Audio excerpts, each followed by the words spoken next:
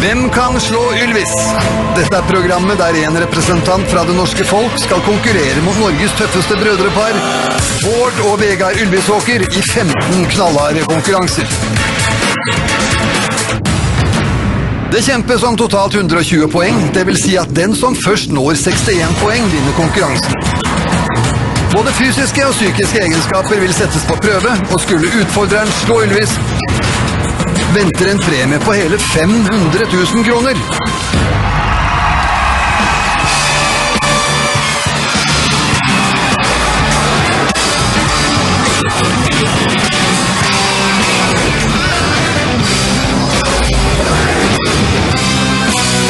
Fra Hellerudsletta utenfor Oslo, hvem kan slå Ylvis? Og her er han, den hvite hesten i TV Norgesdalen, Fridtjof Wilborn!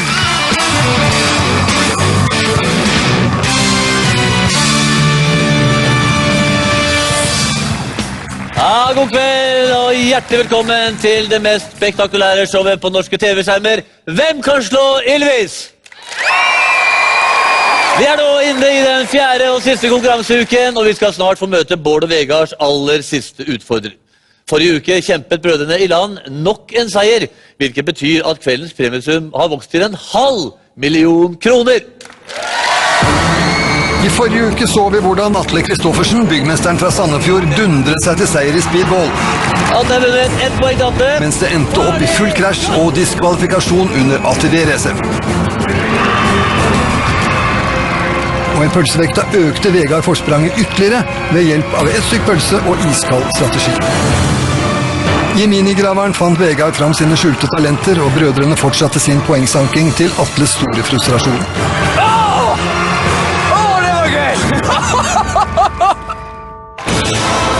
I ballkanonen viste Bård fram sin lynraske reaksjon og plukket nok en seier til brødrene fra Bergen. 16 baller!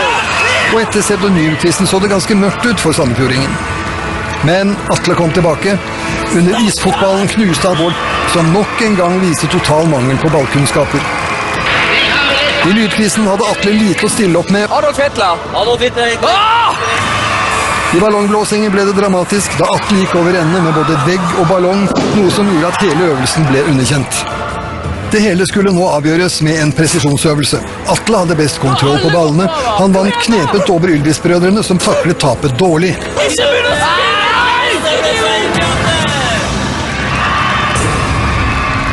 Dessverre for Atle tappte han den påfølgende geografikvisten med noen usle kilometer. Under stigeløpet viste Sandefjordingen fram eksepsjonelle klattrekunnskaper og vant foran Vegard. I pingpong-konkurransen gikk Bård av med seieren, men gleden varte ikke lenge. I krossetårnet stablet Atle seg til en knepen seier. Det hele skulle nå avgjøres i ballfangerøvelsen. Det var dramatisk i noen sekunder før ballen glapp for Atle, og dermed også muligheten til å vinne 250 000 kroner.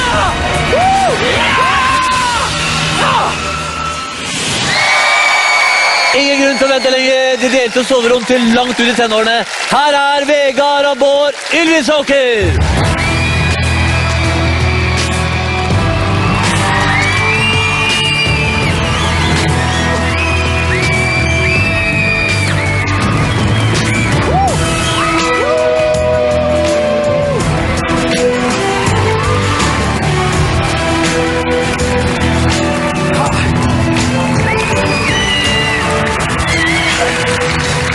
Jeg må innrømme en ting, gutter, at da vi skulle starte den programserien, så var det ingenting som tydet på, synes jeg, at dere var verdige motstandere for de som skulle konkurrere mot dere. Og jeg trodde pengene som var i premiepotten ville bare forsvinne ut av TV Norges lokaler. Men dere har imponert voldsomt. En applaus til disse to pinglete gutta som har vunnet så mye. Kan dere gi meg en fornuftig grunn til at dere er helt vanlige? Dere møter stuntmenn og basehoppere og jeg vet ikke hva. Ja. Hva i all verden er årsaken til at dere klarer å matche? Så hyggelig du var i dag. Det var en skikkelig god kamp i dag. Fantastisk åpning, må jo jeg bare si. Ja, det synes jeg. Rent TV-faglig, men også mellommenneskelig. Men nei, vi er jo veldig overrasket selv. Ja. Det kan vi vel si med hjertene eller omvendt. Dere kom jo utrent inn i denne programserien. Ja, men vi går ikke utrente ut. Nei. Vi har jo trent like mye nå som vi har gjort i hele vårt liv tidligere. Ja. Så, nei, vet du hva, det må jo være psyken eller et eller annet sånt da. Ja. Men så er det noe med å begynne på bunnen da, som gjør at du har bare en vei å gå, det er oppover. Ja. Så... Og så har vi hatt mye flaks. Ja. Rett skal vært. Ja. Merker dere, i hvilken grad merker dere forskjellen på fysikken deres? Dere har jo blitt litt rundere her og der, for så vidt. Det er mer sånn at det gjør vondt flere plasser når man har vært i bevegelse. Vi har vel mer ødelagt kroppen enn bygget den opp. Ja, men psyken vår er jo begynt å bli uspiselig. Men dere kan ikke vinne penger der, det er kun utfordreren som kan vinne. Ja. Det å så ødelegge den for motstanderen, det er vært en motivasjon i seg selv. Ja, det er jo sikkert det som har hjulpet til at vi har blitt såpass uspiselige som vi har blitt psykologisk sett.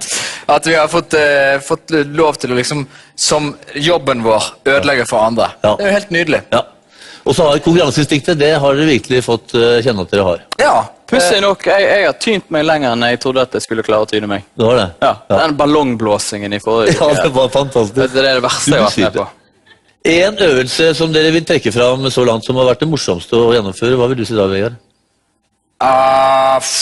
For min del synes jeg jo at minigraveren i forrige program var veldig gøy. Ja, det var fantastisk. Det var midt i blinken for meg. Jeg synes det var veldig gøy sånn personlig... var det veldig gøy å ligge foran Ann-Kristin i den første øvelsen når vi skulle løpe. Ja, det var jo fantastisk. Da trodde jeg skulle havne bakpå som en liten klump med deg. Ja. Dette programmet har jo sveiset oss litt sammen også, fordi at vi har hatt litt sånn avstand før. Det blir fort nok av fyren. Men han har jo imponert på mange måter. Sånn. Jeg har tenkt, så er han flink av og til. Men nå er det nok skryt. Jeg skulle bare være litt hyggelig, egentlig. Ja. Jeg trodde personlig at Bård og Vegard som skulle få slite mot veltrente utfordrere de har møtt så langt, men de har vist seg overraskende vanskelig å slå. Og her er litt om hvordan vi har funnet kveldens deltaker.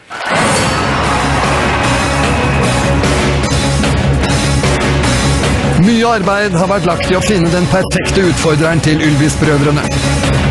Av over 5000 påmeldte ble de mest lovende kandidatene samlet og utsatt for fysisk og psykisk knallharde prøvelser. Ingenting har blitt oversett i jakten på ukens utfordrer. Til tross for ekstreme belastninger og tøff konkurranse har ukens utfordrer knust all motstand på vei hit i kveld. Ja, hvordan er magefølelsen da, gutter? Ja, stadig like skremmende den lille videosnutten der. Men jeg vet ikke, det ble veldig sånn positivt fokus i begynnelsen, så nå kommer vi vel til å bli knust da. Men som formen min er veldig god. Formen min er kjempegod også. Sammen er vi Ja, god. jeg synes at dere har fått en litt sånn cocky måte å gå på når dere kommer inn i studio. Ja, det er fysioterapeuten som har sagt at jeg skal gjøre det, for jeg går egentlig sånn. Det er ikke cocky. Følg nøye med, for dette er mannen guttene skal møte i kveld.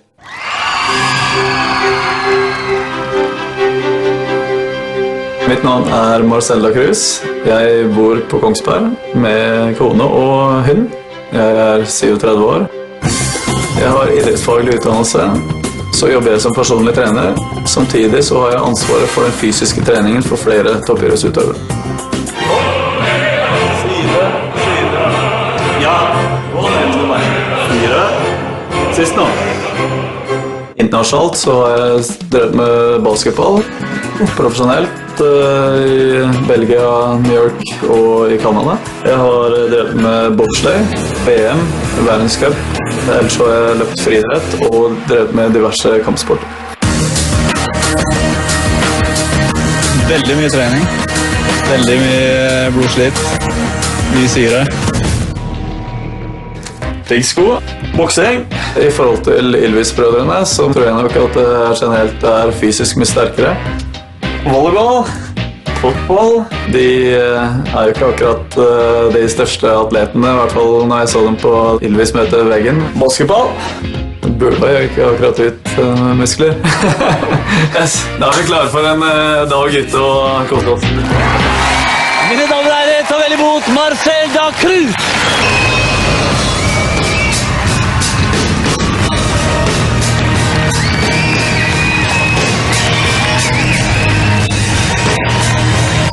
Velkommen. Hyggelig å se deg.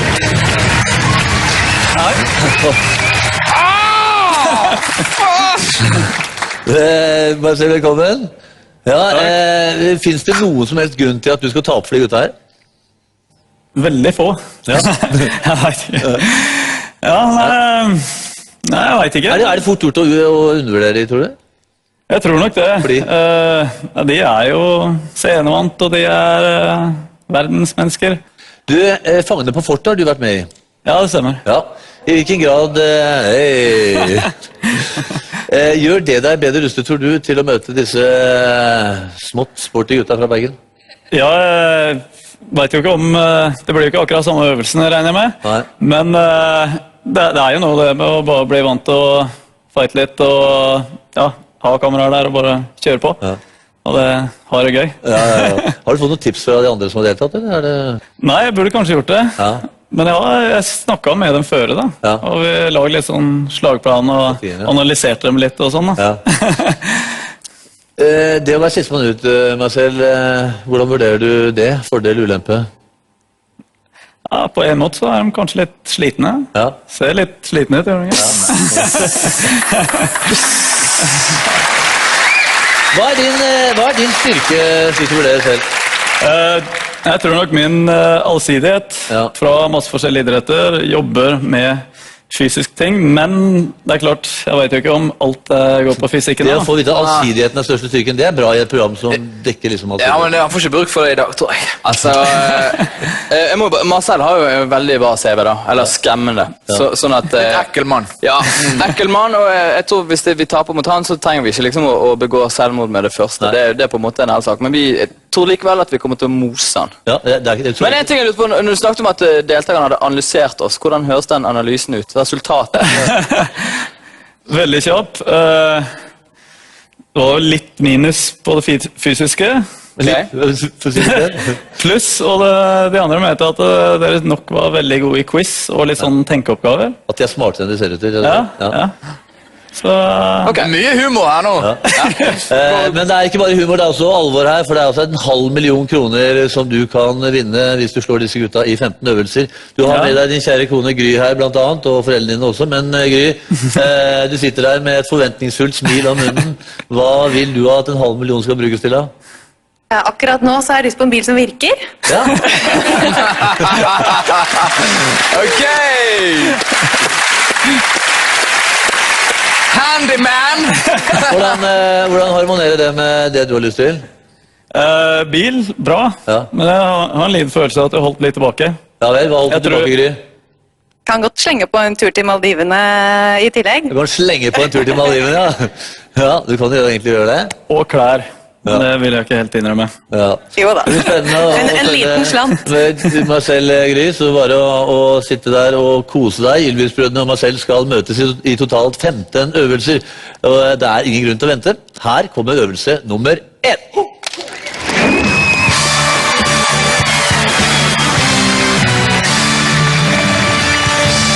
Ja, gutter, nå skal dere ri på hver deres mekaniske okse. Og hvem i all verden best skikket av dere to til å gjøre det? Jeg tror ikke noen av oss best skikket til det.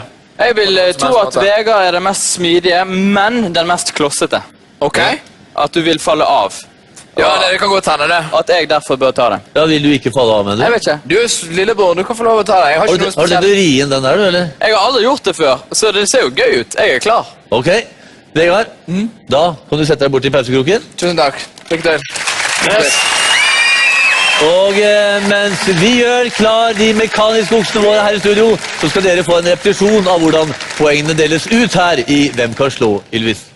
Gjennom det avanserte poengsystemet kan ikke vinneren kåres før langt ut i konkurransen. Nærmere bestemt ikke før i mål. Og slik fungerer det. Den første øvelsen gir 1 poeng, den andre 2 poeng, den tredje 3 poeng, og så videre helt fram til øvelse 15, som dermed gir 15 poeng. Det skal totalt deles ut 120 poeng, så den første som når 61 poeng har vunnet.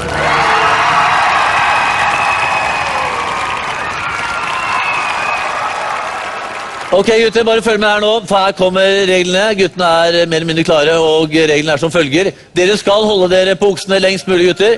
Det kun lov å holde seg fast med 1 hånd, og dere får 2 forsøk hver.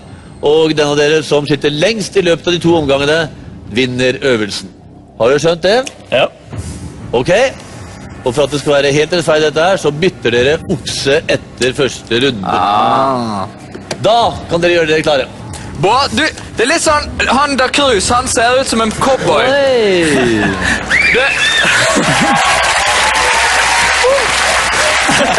Bård, ja, han Marcel ser ut som en cowboy, mens du ser ut som en sånn litt eldre dame i Provence som plukker krydder eller noe sånt. Ikke for... Så fint at du der og støtter meg. Ok, klar, ferdig, gå!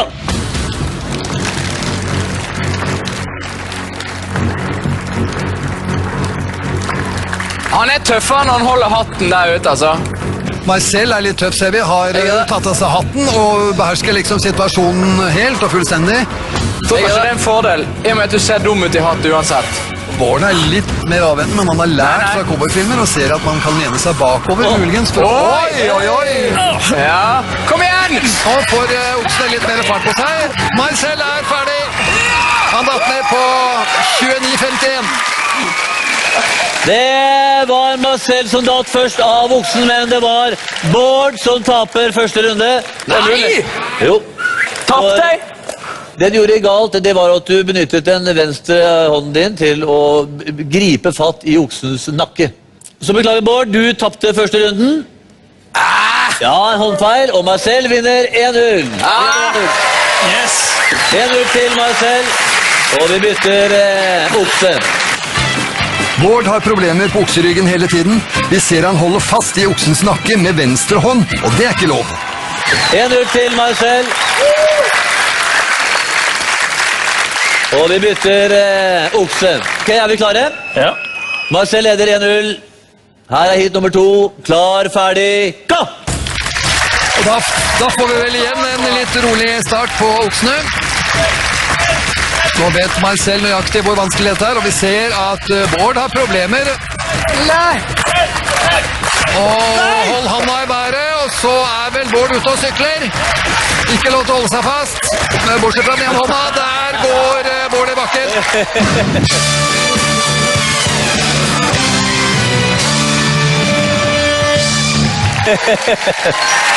Yes! Ja, Marcel. Suveren seier. Hva det for noe da? Ja, Vegard, hva var årsaken til at dette ble en grei seier for Marcel? Det var den oksen der. Nei, den skulle aldri vært inne i bildet i det hele tatt. Den skulle ikke det? Nei, den skulle bare fått hoppet rundt inni der, eller et eller annet lurt. Nei, jeg vet ikke, han skrev. Jeg tror det var noen glatte bukser. Det jo slippery tight jeans for perfect looks, men elendig oksebukse. Du varm og litt svett også? Det var kjempeslitsomt. Var det? Ja, og flanellpropell. Hvordan var det egentlig, Marcel? Det var gjerne moro. Det var utrolig gøy. Jeg ble først litt forbannet når jeg synes at jeg hadde holdt meg så lenge. Og så tryner jo jeg, og så ser jeg han bare sitter og smiler. Jeg var litt sånn... Men det var en grunn til det, vet du. Det var en grunn til det. Konkurransens første poeng går til Marcel, og det står altså 1-0 til han. Neste øvelse altså verdt 2 poeng, og den kommer her.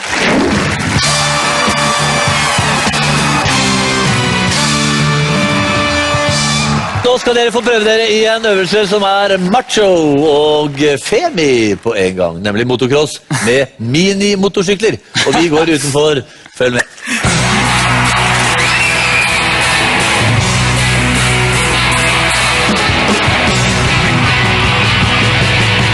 Følg med, gutter. Her har dere altså disse små, søte motorsyklene som skal benyttes, og ja, hvem det skal inn denne gangen? Det deg? Det blir jo meg. Ja, det må altså, her tror jeg det en veldig fordel å være liten, og jeg jo ikke så veldig høy og mørk, jeg bare mørk. Her setter vi inn vår 174,5, det det? Ja. Mot? 1,92. Ja, det jo enkelt regnestykke. Det kan nesten bli ikke helt fair match dette her, men vi straks tilbake, følg med. Dette kan bli en litt morsom affære. Ja.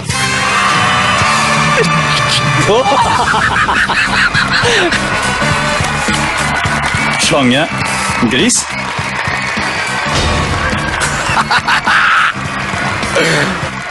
Denne høsten utfordrer våre deltakere Ylvis-brødrene til duell. Nå har du muligheten til å utfordre dine venner. Sjekk ut dette! Start utfordringen på tvnorge.no og vinn kule produkter. Hovedpremien en tur for 2 til New York, levert av Fisherman's Friend og Galleberg.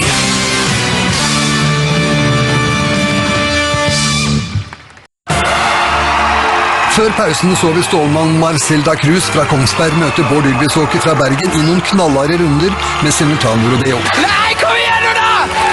Ja! Det var Marcel som datt først av oksen, men det var Bård som taper første runde. Tappte jeg? Nei! Det hele ble grei styring for Marcel, som nærmest knuste sin motstander i denne første runden. 1-0 til Marcel.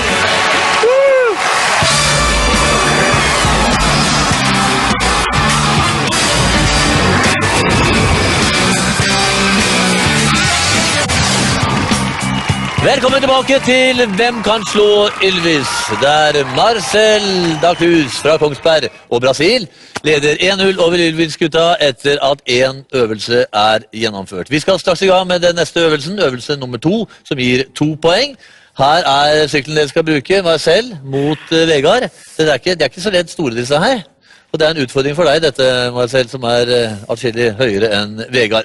Men for å guide oss litt igjennom her, for å briefe hva de faktisk skal igjennom, her mannen med det høyeste antall benbrudd i Norge, tidligere verdensmester i freestyle motocross, Ailo Gaup!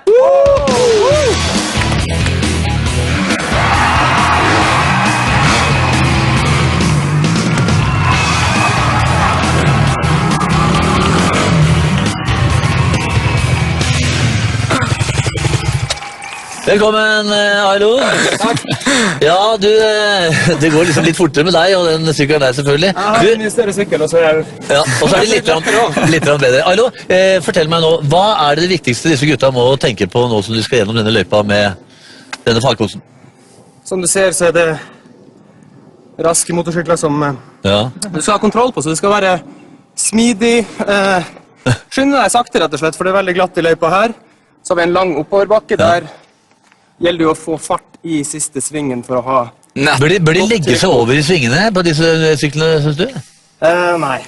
Nei, de skal bare... Sykkelen skal legge seg ned, men helst ha kroppen blir motsatt. Noenlunde rett. Ailo, nå skal du ta en tur og vise oss hvorledes denne banen rett og slett. Og sove litt også, tror jeg, for det tror jeg ikke disse guttene i samme grad klarer etterpå. Skal vi bare gjøre det helt sånn som du gjør det da? Ja, altså det kommer ikke til å gå så veldig fort med meg heller. Jeg synes det ser veldig glatt ut, men jeg skal prøve å gjøre mitt beste. Ja, prøv å gjøre ditt beste, sant? Ja. Lykke til. Der var den. Ferdig, gass! Og så det da opp til Ailo å vise oss hvordan denne løypa skal kjøres. Starter på asfalt, så opp på gress. Og her det sleipt. Inn i høyre sving. I det hele tatt det masse svinger. De ganske krappe, så her det fare for både skrens og sladd hvis man har litt for stor fart. Og det har ikke Ailo. Han kjører veldig kontrollert. Ikke store farten ser vi, men som sagt kontrollert. Det veldig viktig. Fin balanse. Denne med å støtte litt med foten og skrense litt, og så opp med hjulet da for å vise hvor suveren han og så det full fart for Ailo, og så ned en liten bakke. Det glimrende kjørt Ailo. Nå gutter opp til dere å vise om dere kan kopiere dette her. Nå blir det spennende for de to kombatantene. For en totalt livsfarlig fyr. Lykke til da. Jo, takk. Takk skal du ha, Ailo. Var du fornøyd med runden selv? Ja, veldig. Jeg tror den ganske krevende, så jeg gleder meg til å se på det. Du har andpusten? Spesielt, ja, man blir det. Ja. Spesielt det store dødshoppet her borte rett før målgang. Ja. Ok, her reglene. Dere skal på raskest mulig måte komme dere gjennom denne løypa som vi så Ailo kjøre gjennom. Og det rett og slett best av 3 hit. Dere klare? Yep. Ja. Klar, ferdig, gå! Og da gjelder det å få en skikkelig start. Vi ser at Marcel løper i gang sykkelen sin. Hvordan han skal få plass til de lange beina sine på den lille sykkelen ganske utrolig. Det Vegard som har en klar ledelse, suser opp bakken. Marcel blir etter, men så det vriende svinger. For å se hvem som tør å satse litt her. Marcel skrubber og tar litt inn på Vegard, som derimot gir på litt nå, den dommer. Og så kjører Vegard ut. Og det gjør Marcel også, og da gjelder det bare å komme seg opp på sykkelen og kjøre videre. Og der er Vegard rask i stoppet, og Marcel har trøbbel. Marcel har veldig trøbbel. Vegard venter litt på motstanderen sin, ser det ut til. Han får ikke startet den. Og der er Vegard rundt svingen igjen. Nå tar han det helt piano, helt rolig. Nå vet han at seieren er innen rekkevidde hvis han ikke skulle tryne selv. Marcel kommer bakfra, men det er veldig mye om å gjøre. Det er langt bak. Han ser full kontroll på Vegard. Begynner å nærme seg mål. Et par krappe svinger til nå, og Marcel ser vi med de lange beina sine. Oi, Vegard er ute og sykler litt på den jordhaugen og holdt på å ta en stein og velte, men nå går det greit, og han skal vel kunne komme inn. Nå er det et dødshopp her. Ja, det var ikke sant. Sånt kan skje. Nå må du få sykkelen opp. En gang til. Prøv, og så kommer Marcel. Han kommer i 120 km/t. Klarer dødshoppet, men har han fart nok til å ta Vegard der? Close race! Og det var 1:33,16 og 1:33,05. Det var Vegard som vant. Med 1100 del. Fantastisk opphenting av Marcel. Av alle livsfarlige ting! Fy faen! Hvordan klarte du det der helt på slutten av det? Nei, jeg hoppet. Jeg tenkte, nå hopper jeg. Ja. Men det var ikke lurt. Hva gjorde han feil i hoppet, Ailo? Jeg tror han var rett og slett for cocky på slutten. Ja, og så hadde jeg litt liten sikker. Han følte at han hadde det her i baklomma, så forsvant det litt. Men og Vegard, Marcel, du lå nesten en halv banelengde bak og var i ferd med å ta det helt på slutten. Hva tenkte du når du plutselig så at han lå og spredde der borte? Jeg tenkte det var bare å vri så mye som mulig og bare satse. Det var bra dere klarte å stoppe her borte i hvert fall. Gjør dere klare igjen, gutter. Vi skal ha hit nummer 2.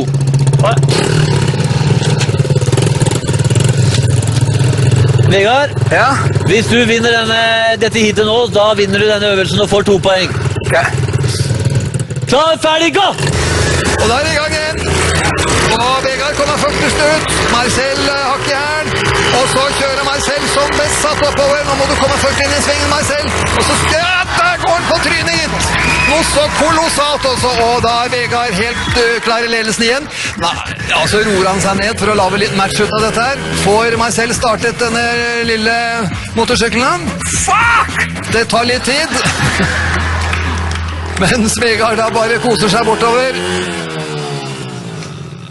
Ja, han sliter veldig, Marcel, nå. Han har mer eller mindre gitt opp, tror jeg. Ja, han får ikke startet den. Strekker armen opp etter veier, og det betyr vel at Vegard da bare kan cruise inn.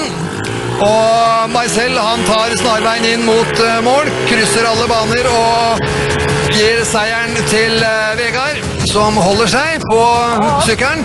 Skal vi se da om han tar dødshopp en gang til, eller om han velger å kulle den helt ned. Nå går det ikke i gir, da. Han har problemer med å få sykkelen i gir, ja, akkurat. Der kommer Vegard inn, og etter alle solmerker, ja, pent og forsiktig. Berging. Så kommer han inn her og får seieren nummer 2. Og det betyr at 1:16,84, og det betyr da at Ylvis tar seieren i denne øvelsen. Ja. Veldig bra. Vegard. Gratulerer, Vegard. Vil du karakterisere dette som en relativt lett seier? Nei, på ingen måte. Det ser utrolig mye lettere ut enn det, for det er helt sinnssykt glatt der ute. Ja, det er veldig godt. Ja. Var ikke det fett? Jo, det var fett, men det var veldig, du så veldig dum ut også. Ok. Motorsykkelrace ble en god opplevelse for Ylvis-brødrene. Vegard i tet allerede fra start, kjører passet dristig og har taket på Marcel helt klart. Håmod står for fall, Vegard tryner, og det gjør også Marcel noen få sekunder senere. Vegard er først opp igjen og tar ledelsen nok en gang. Marcel har startvansker, men han kommer omsider i gang da. Vegard har seieren i lomma, men så tryner han på slutten av racet i dødshoppet, og Marcel har sjansen til å vinne. Vegard får stablet sykkelen opp igjen, får startet den og setter i gang igjen. Så kommer Marcel i 120 km bakfra, men det holder ikke. Vegard styrer unna og vinner løpet med snau margin. I det andre heatet er Marcel fast bestemt på å vinne, og til å begynne er det jevnt, i hvert fall her i begynnelsen av bakken. Så blir Marcel litt for ivrig, han er litt for stor fart, og så skal han inn i en yttersving. Han skrubber, mister balansen og går katastrofalt på huet.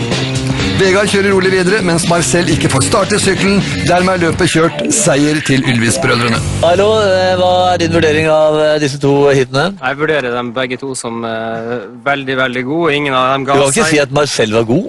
Han var veldig flink, men han hadde uflaks med den der med giret. Ja, men det er fordi at han hvelver? Ja, men det var på grunn av fart da. Ja, han hadde også fart, ja. Og mye uflaks. Ja. Han var uflaks med hvor flink han var. Takk til deg, Arlo, for at du var med oss her. Og etter at 2 øvelser er gjennomført, så er det altså stillingen da 2-1 til Ylvis-guttene. Ja! Yes! Da blir det bare skifte, gutter.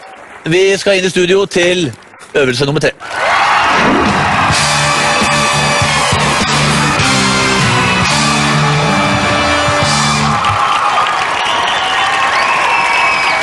Ja, det var deilig det å få de første poengene. Ja, godt å være tilbake på banen. Nå skal vi ha sykkelritt, gutter, og i motsetning til mange av de andre øvelsene, så skal dere nå prøve å bruke lengst mulig tid fra start til mål. Og den som kommer sist til mål, er vinneren. Ja, det må dere skal sykle. Det må vel jeg ta, må ikke det? Jo, du er så flink til det, Atta. Det tror jeg er bedre på enn Vegard. Ja. Ok, da, Vegard, setter du deg bort i pausestolen. Jeg klarer ikke gå på det en gang. Her er også reglene, gutter. Jeg kan bare gjøre dere klare. Dere starter samtidig, og det er best av 3 hit. Så berører dere bakken med beina eller kjører utenfor denne plattingen her. Da taper dere hitet. Og den første av dere som vinner 2 hit, den vinner da selvfølgelig denne øvelsen. Har du forstått? Har forstått. Klar, ferdig, gå! Og da er det i gang. Får vi se da hvem som har best balanse og er den beste ekvilibristen her. Vi ser Marcel er oppe, og nå roer de det helt ned. Bård har full kontroll, sykler i ytterkant. Det er 1 runde bare. 1 runde, og Marcel holder fin kontakt han også.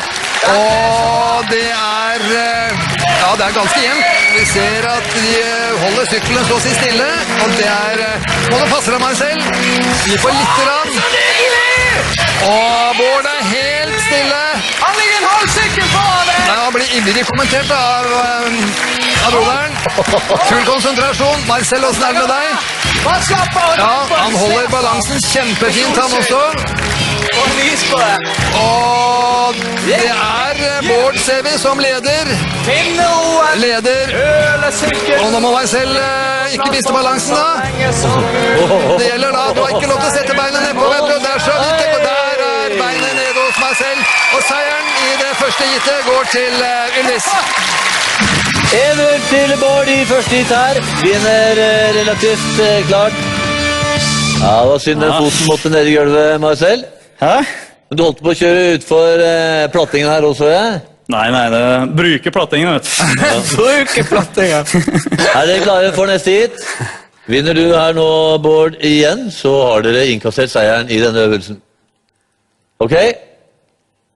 3 poeng dreier seg om klar, ferdig, gå!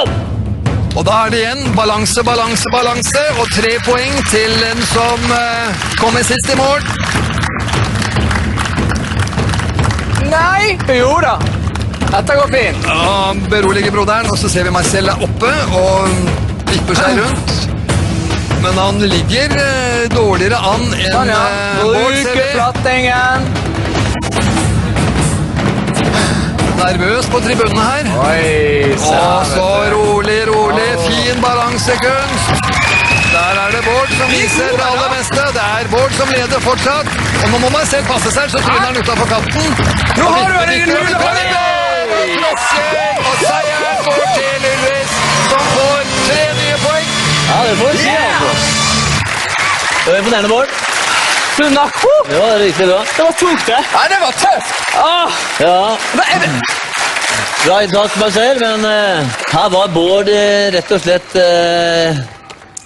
imponerende. Jeg tror jeg hadde feil gir, altså. Det var litt lett. Så det er tungt gir, du, eller? Ja, det er perfekt. Akkurat så smør.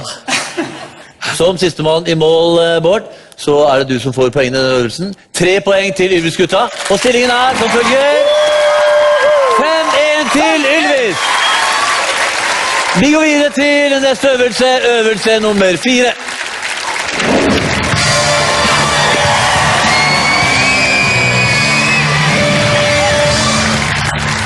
Ja, og nå skal dere møtes til dyst ved quizbordet, og det er igjen fleip eller fakta det er snakk om. En øvelse der brødrene har vist seg relativt sterke før. Ja, jeg vet nå ikke jeg.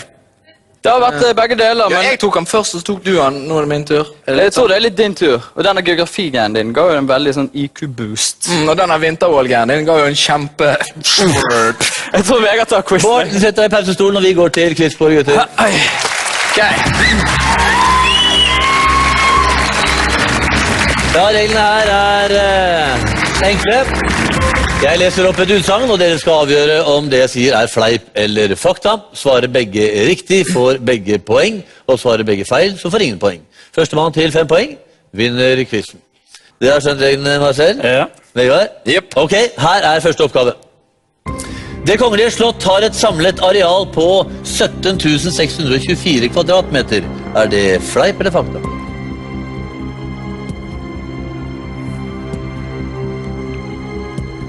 Ja. Vegard har svart. Marcel har svart. Begge svarer fleip, og det er feil. Det er fakta. Så stort slott! Ingen poeng. Ok, ny oppgave 0-0. Hellebarden er den raskeste fisken i norske farvann. Med en toppfart på 78 km i timen. Er det fleip eller fakta?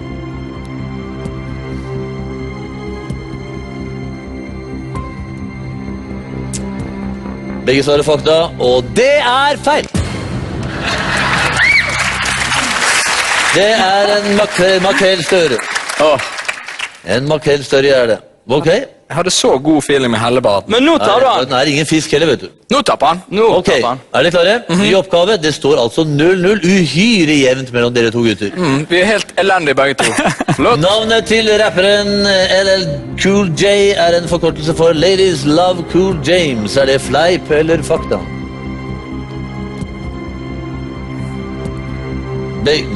Marcel svarer fakta, og du svarer feil. Og Vegard, du hadde feil. Poeng til Marcel.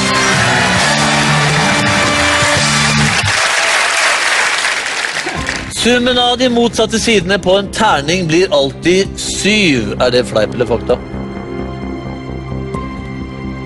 Vegard har svart. Marcel har svart. Marcel svarte fleip. Og Vegard svarte fakta. Og fakta er korrekt! Ny oppgave, 1-1.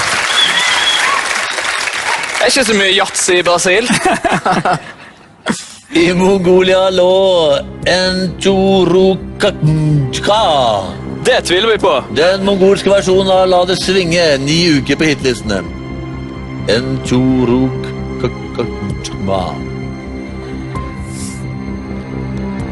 Marcel har svart, og Vegard har svart. Marcel svarte fakta, og det er feil! Det var Vegard som fikk poenget. Det var fleip. Ja, jeg skjønner, jeg var i stuss jeg også. Men det var jo helt ute. Ny oppgave.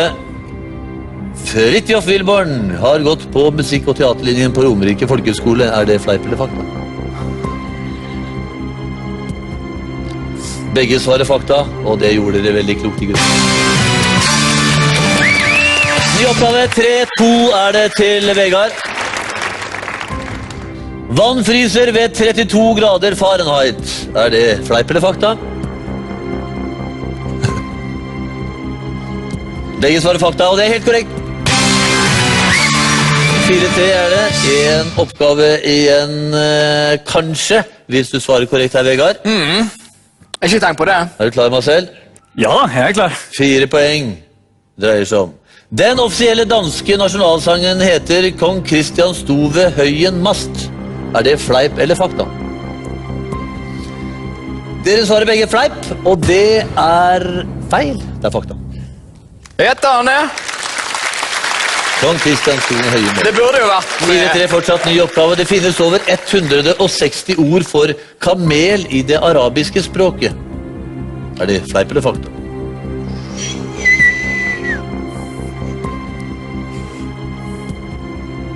Marcel har svart. Du kan bare vise det. Begge har svart fakta, og det er helt korrekt! Og det betyr seier til Lillestrøm! Ja!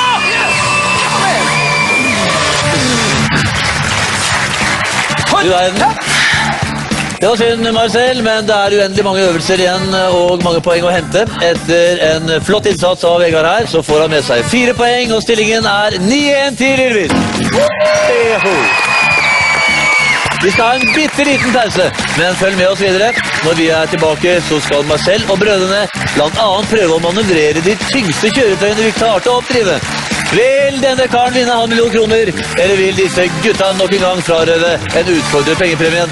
Vi ses om noen ganske få øyeblikk.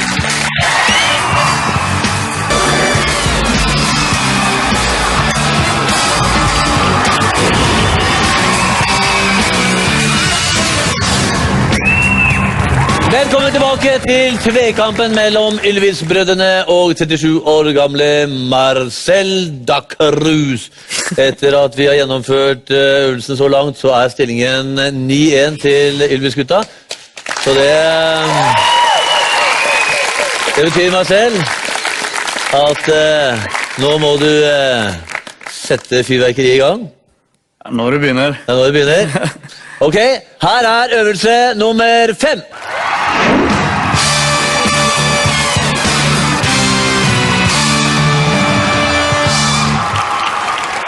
Vi skal ha høydehopp, som vi kan se her. Og som dere ser er listen plassert veldig høyt. Nærmere bestemt 2,31 over bakken. Og det er helt ubegripelig at noen kan komme så høyt. Og han har kommet enda høyere enn det også. Dette må være en spøk. Nei, det er ikke det, skjønner du. Og det er fordi at vi skal få inn mann som hoppet over denne høyden på toppen av sin høydehoppkarriere. Her er Håkon Skjærblom!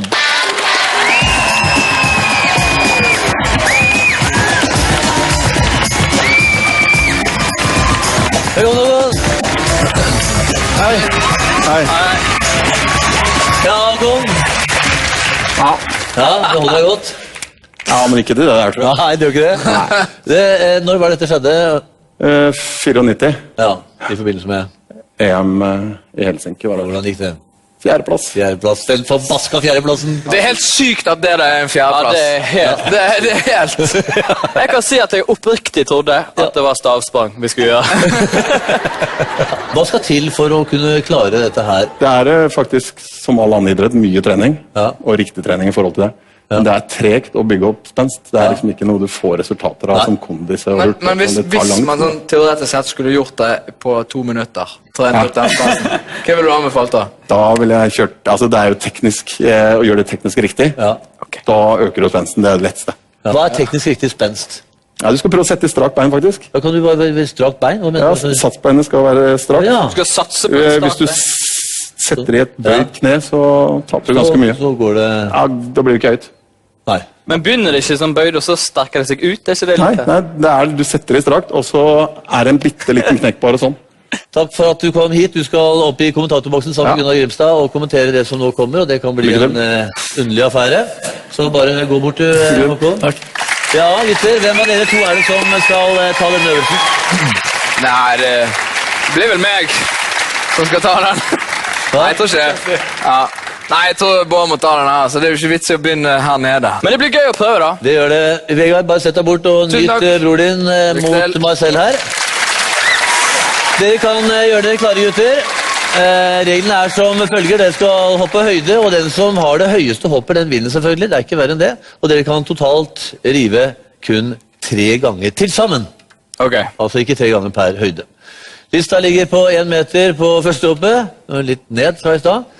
Og så hever den av 10 cm for hver runde. Marcel, du kan gjøre deg klar. Vær så god. Håkon, hva kan vi forvente oss her, tror du? Skritteren over, eller? Ja, jeg tror Marcel tar det veldig lett. Ja, han gjør det. Ja, bare koser seg nå. Nå kommer han. Nå er han i gang. Mot lista. Oi.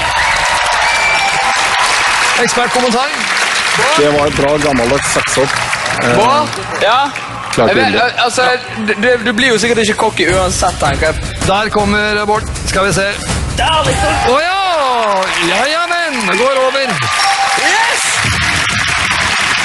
Ja, det var en helt egen teknikk om det tobenssats. Ja. Men jeg sier at det er lov i dag, i hvert fall. Det er lov i dag, ja. Egentlig så er ikke det lov, for det skal satses på ett ben, men her er det lov i dag. Ja, i dag er vi runde. Ja, runde i dag. Ja. Der skal Marcel. Fint, Marcel inn. Oi! Ja da, ingen problem. Bård, din tur. Nei, du ser at han har gjort det før. Ja, men her har vi oppe igjen 10. Det som er viktig er å få med beina, for det tror jeg er det første som skjer, at beina tar ned i. Sånn at du tenker at du skal liksom lande med en bakover kålbøtte. Jeg er ikke så sikker på om det rådet der er det beste du kunne gi, men... Jeg kan ikke slå kålbøtte engang. Nei, ok. Tenk på noe annet, da. Kom igjen, Bård. Nå får vi se, da. Ja da! Han kryper over. Klaringen er vel ikke så veldig, men... Nei, det begynner å nærme seg nå. Men det var jo... Nå satt han jo på ett bein. Ja, det var riktig. Så... Men tror du han har nådd maksimum nå? Hva han kan klare? Nei, jeg håper han klarer en til. Ja, ok. Ja. Da er det tredje oppe. Det er Marcel som da skal prøve seg på 1,20. Ja! Ikke noe problem. Mens problemet nå bør tårne seg opp for Bård. Dette går fint! Kom igjen! Får han publikum med seg på klapp, og så kommer han i gang. Ja da! Han overrasker veldig. Han vokser med oppgaven, og mye bedre opp. Ja. Det er klart, med en sånn coach så blir det jo ikke fantastisk bra. Jeg tror vi alle hadde vært på neste øvelse hvis det var meg som hadde hoppet. Burde coachen egentlig tidsstille, eller? Ja, han burde det egentlig. Ja, eller han kan heie litt, da. Ja, burde tidsstille, ja. Marcel! På 1,30. Oi! Han er dristig, synes jeg. Beina henger litt etter, men klar passering. Nå har Bård da en stor oppgave.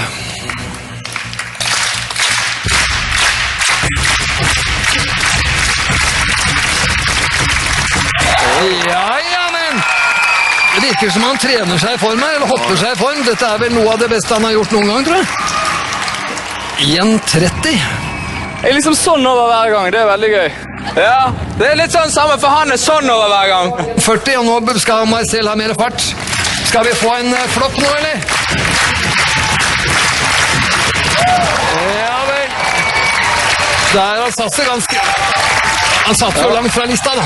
Ja, han satt ikke helt i løpet der, og han kom litt dypt i løpet. Så... Men klarer du det med... Ja, det er hovedsaken.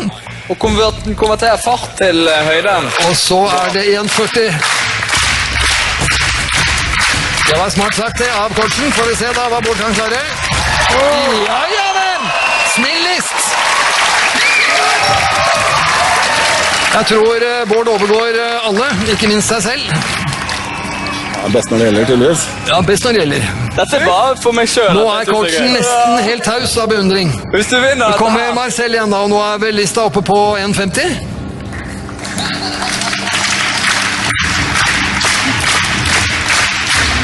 Han er klar. Han er klar. Ja, men! 1,50, klar margin. Bra hopp, Håkon. Ja, det var veldig bra. Begge to hopper bedre og bedre her, så det er moro å se. Ja.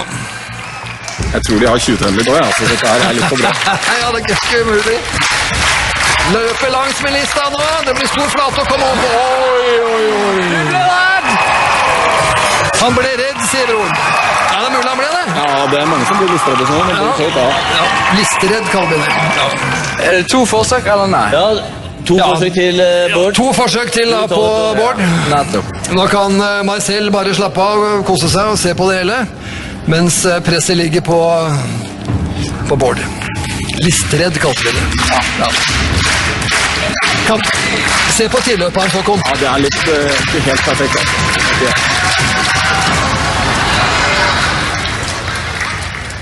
Det var ikke perfekt, nei. Siste nå! Ja, nå Marcel. Hvis Bård driver nå, så det 5 poeng i kassa til Marcel. Og kommer han? Ja! Nei! Har nesten med seg ikke bare stanga, men hele stativet. Og det klar seier til Marcel som super inn 5. Og takk skal du ha, Håkon. Supert. Takk for jobben. Ja, Marcel tok ikke uventet med seg 5 poeng fra høydehoppingen, og for dermed stillingen følgende 9-6 til Ylvis. Klart for øvelse nummer 6, og vi skal ut og konkurrere, gutter.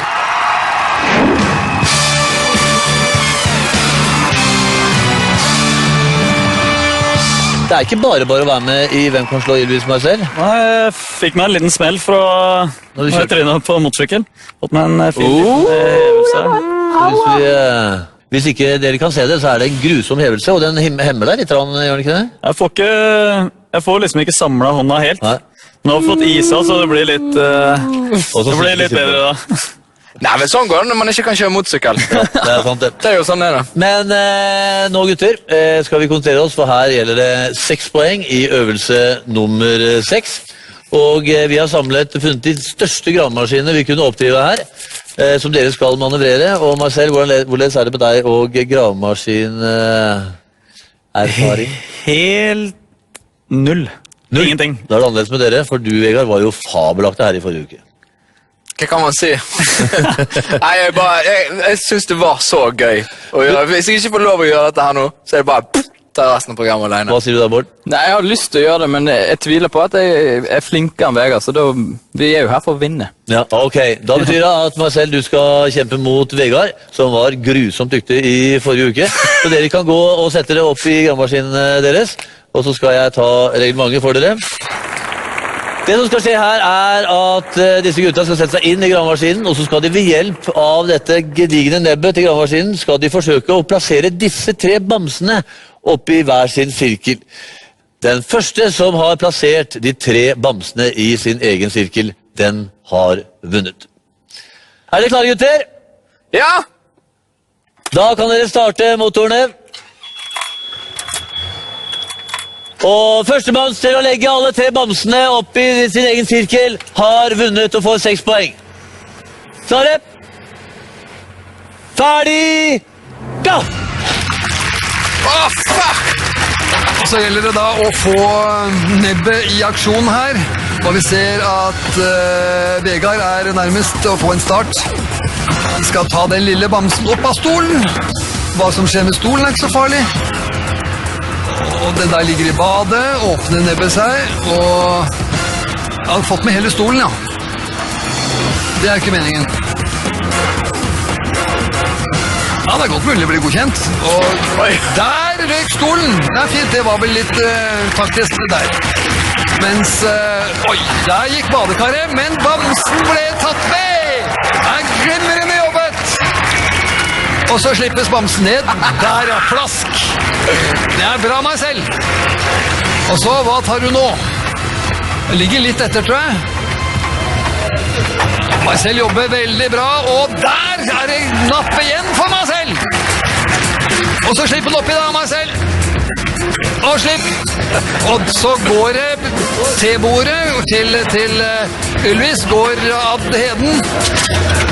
Og der knuses det litt møbler, og så skal vi prøve bamsen og ta alt du kan få tak i. Der!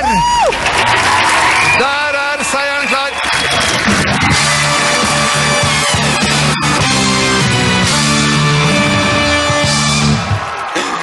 Yay!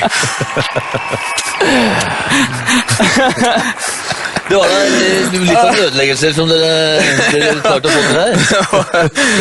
Dere hadde ulik taktikk. Jeg må jo si da, Marcel, at du tok jo virkelig bamsene fatt, og løftet de. Det var sånn fingerspitzgefühl, det som du hadde. Ja.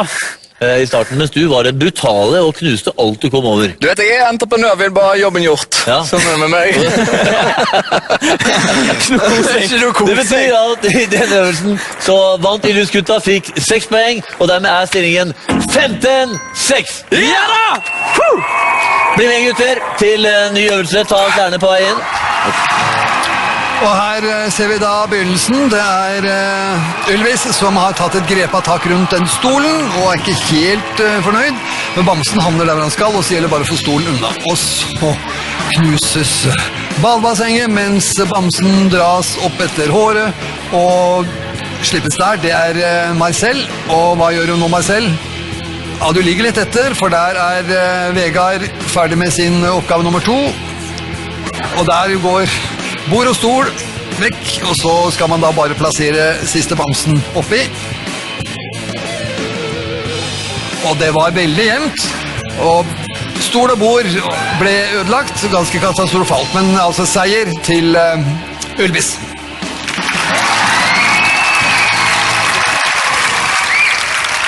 Så ut til der, dere fornøyd i hvert fall. Ja. Vi er fremme ved øvelse nummer 7, som heter følgende.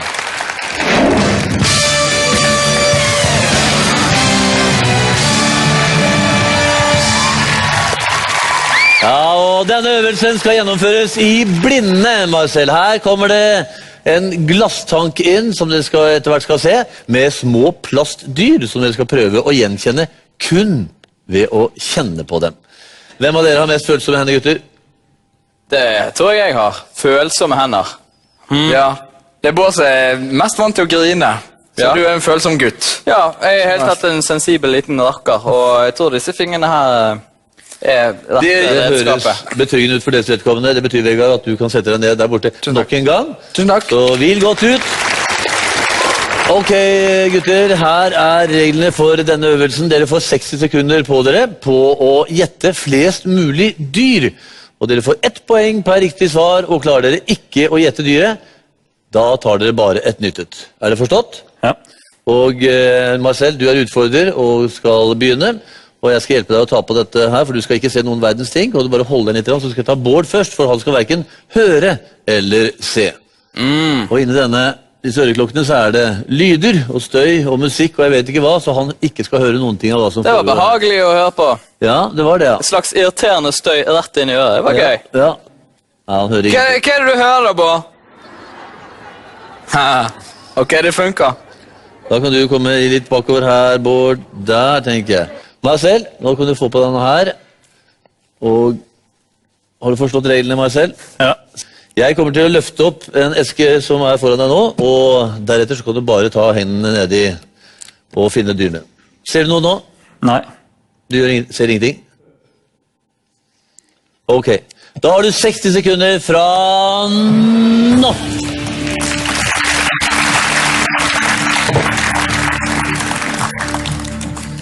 Edderkopp? Ja.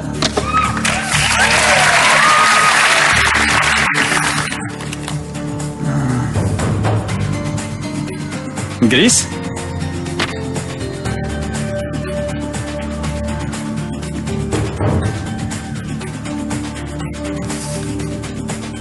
Dinosaurus eller noe sånt?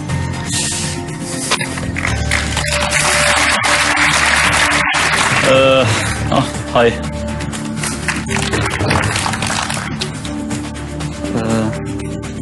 Alligator eller krokodille. Slange.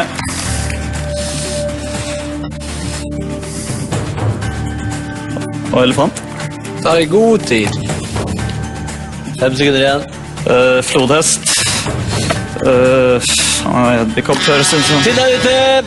Ja, bra det, Marcel. Veldig bra. 1, 2, 3, 4, 5. Ikke hai, delfin. 6, 7, 8 poeng! Da skal vi ha tilsvarende med Bård, og da kan du bare stå der, og du slipper i øreklokkene selvfølgelig. Jesus! Opp. Da må du komme her. Ja. Du har 60 sekunder på deg til å finne så mange dyr som mulig. Ok? 60 sekunder fra nå! Sats på kvantitet. Her har vi en delfin. Ikke tull deg. Nei, så. Gjør det fort. Dette er en sånn... Er det... nei, den var dum. Ja, men drit igjen da. Den var veldig dum. Her har vi en tjukkas, en... Oi, tjakka. Er det en edderkopp? Ikke tull deg. Edderkopp. Slange. Hva? Hopper man. 30 sekunder igjen. Nei! Hva er dette da? Jeg vet jo ikke det. Faen. Dyr. Faen. Dinosaur. Og en ny fisk. Det sier hai. Og så er dette en ny sånn her 10 sekunder. Greie. Og dette er... Hæ?! 3, 2... Snittet sier katt, hund... Dette var i alle fall ikke en kattbord. Det var vanskelig, det var dårlig! 1, 2, du sa dinosaurer, og så var det, sa du hai her, 3, 4, 5, 6 poeng, det betyr seier til Marcel!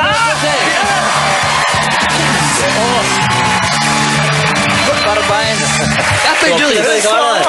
Nei, ok. Det er kjempevanskelig. Jeg tok opp den. Det var helt latterlig. Jeg tok opp den her, for jeg skulle si, hva er det som er problemet? Dette er jo en gris, så er det en bjørn. Så jeg skjønner.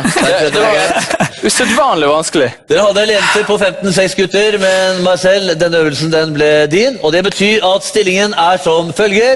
15-13 i favør av Ivild. Vi må ta en liten pause, men vi er straks tilbake, så la ingen ta fjernkontrollen. La kanalen være TV Norge, vi er straks tilbake. Ja, det er nydelig, Vegard! Et halvt minutt igjen.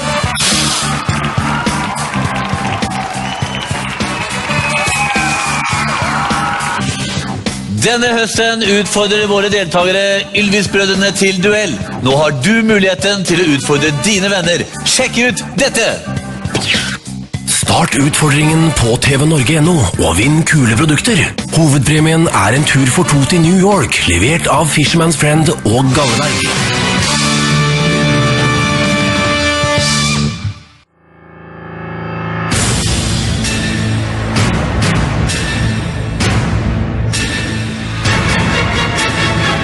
Hvem kan slå Ylvis?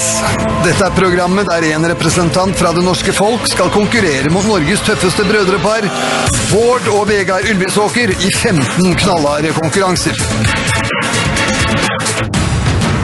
Det kjempes om totalt 120 poeng, det vil si at den som først når 61 poeng vinner konkurransen. Både fysiske og psykiske egenskaper vil settes på prøve, og skulle utfordreren slå Ylvis, venter en premie på hele 500 000 kroner.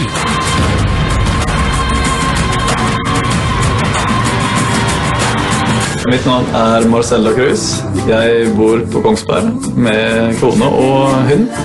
Jeg er 37 år. Jeg har idrettsfaglig utdannelse. Så jobber jeg som personlig trener. Samtidig så har jeg ansvaret for den fysiske treningen for flere toppidrettsutøvere. Side. Ja. Sist nå. Internasjonalt så har jeg drevet med basketball, profesjonelt i Belgia, New York og i Canada. Jeg har drevet med bobsleigh, VM, verdenscup. Ellers har jeg løpt friidrett og drevet med diverse kampsporter. Veldig mye trening, veldig mye blodslitt, mye syre. Tidligere har vi sett multitalentet Marcella Cruz slå Bård Ylvisåker i 2 knalltøffe runder med simultanrodeo. Det gikk imidlertid dårlig for Marcel i minimotorsykkelen, der han bare toppet krasjstatistikkene.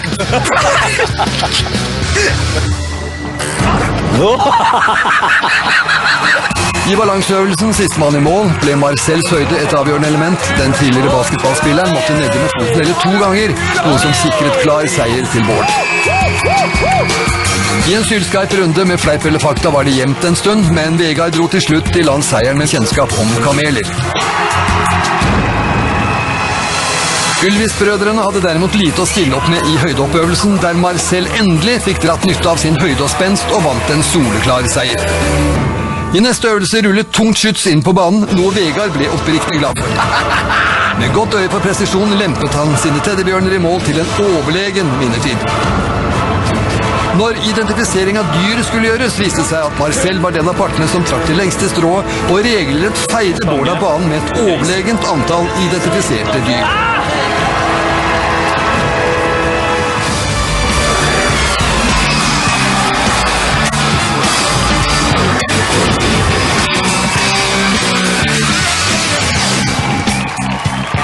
Velkommen tilbake til Hvem kan slå Ylvis? Før pause så vi Marcel føle seg frem til 8 plastdyr i øvelse nummer 7, og det betyr at stillingen er svært jevn. 13-15 bare ligger du under nå, Marcel. Ja, øvelsene blir mer og mer mært utover i konkurransen, så her kan det snu seg veldig raskt. Vi fortsetter med den 8. øvelsen, og den kommer her.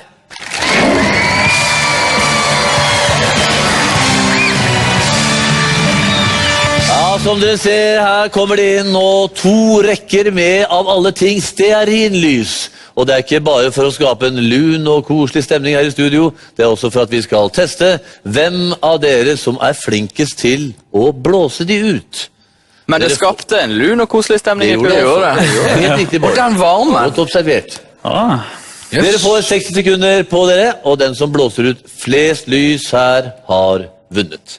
Du var rå på ballongblåsing i forrige uke, Bård. Er det du som... Eller er du helt tom for luft i lungene nå? Ja, for det første er jeg tom for luft. Nei, det har jo gått en uke. Men der tok jo ikke helt sånn hensyn til det vitenskapelige. For Vegard har jo fått bevist at han har en høyere lungekapasitet enn folk flest. Hvor mye mer lungekapasitet er det du har, Bård? 38%! Vegard har 38% mer enn folk flest. Ok. Så da, Bård, da kan du bare ta plass du ved pausestolen der borte. Det blåser mer på de blå... Nei, ok, det er jevnt. Ja, lykke til! Ja, Marcel. Hvordan har du tenkt å gjøre dette her? Det er bare å blåse. Ja. Kjempelurt. Nei, er det noen spesiell form jeg bør ha på min? Ja, du skal ligge med ansiktet inntil her, og så skal du også blåse og blåse i 60 sekunder her, og få så mange lys som mulig av. Alle lysene på rekke må være blåst ut. Ok? Ja. Gjør dere klare, Vegard? Finn din plass bak den røde benken, og Marcel bak den blå. Det er litt sånn hårdmotstå for fall når jeg begynner å brife med sånne kliniske tester og sånt. Ikke bli bekymret nå. Nei, jeg er ikke bekymret. Jeg kan ikke gjøre det dårligere enn du gjorde det. Ok, gjør dere klare, gutter? Yes. Det er 60 sekunder dere skal blåse her. Det dreier seg om 8 poeng. Jeg tror den fordelen dere må stå bak plexiglasset. Ja. Pass på at nesa ikke blir brent av lyset der. Er dere klare? 1 minutt fra nå!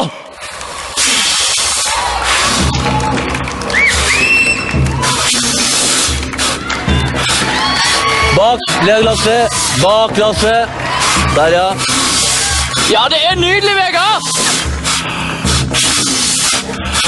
Check debris! Og det er et lys der. Der. Mye saliva! Et halvt minutt igjen. Ta en pustepause!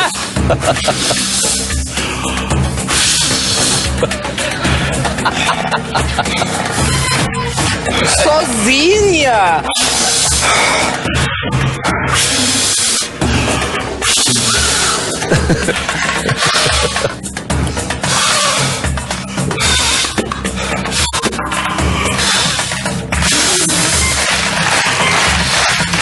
Kom igjen nå!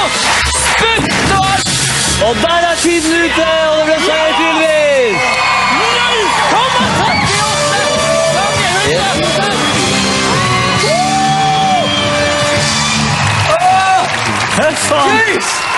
Herlighet, det var så mange lys at jeg rakk ikke å telle en gang. Kom her, gutter. Det hadde jeg ikke trodd. Hæ? Er du sliten? Ja, du kjente det, ja? Jeg bare kjenner i hodet. Jeg måtte stoppe på midten for bare å si... Ja. Neimen.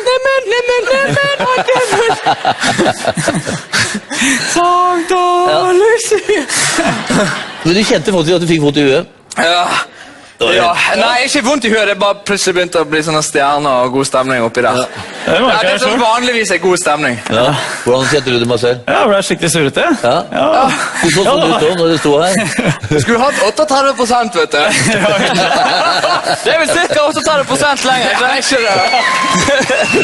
Ok, det ble seier til Ylvis-gutta, og det betyr at stillingen etter at 8 øvelser er gjennomført er som følger 23-13 til Ylvis-gutta. Ja, og vi skal over til neste øvelse, og øvelse nummer 9 er verdt 9 poeng. Vi skal over til neste øvelse, og øvelse nummer 9 er verdt 9 poeng.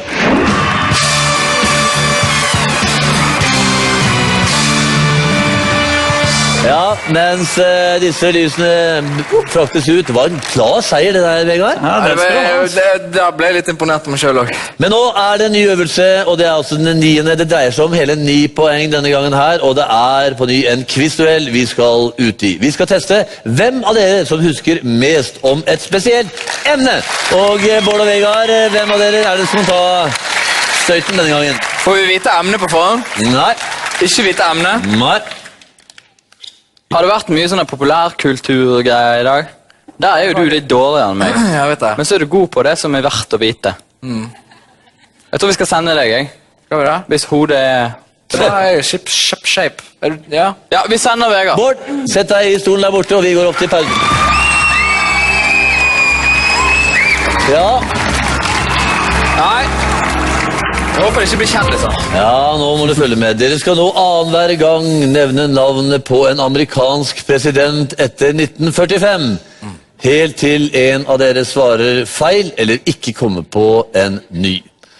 Er svaret dere gir korrekt, så vil navnet på presidenten dukke opp på skjermen foran dere, og etternavnet på presidenten, det holder.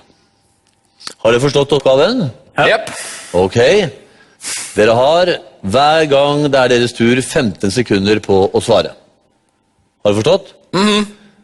Marcel, du begynner fra og med nå. 5 sekunder. Clinton. Korrekt. George Bush. Korrekt. George Bush senior. Riktig. Veldig bra. Ronald Reagan. Helt korrekt, Vegard. Nå er det deg, Marcel. Kennedy. Kennedy er korrekt. Vegard. Da sier jeg... Tid. Ja. 8. Jimmy Carter. Jimmy Carter er korrekt. Marcel.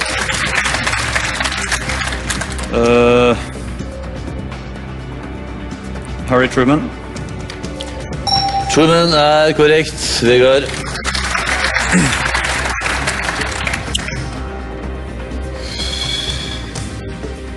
Tenker litt lurt, ja.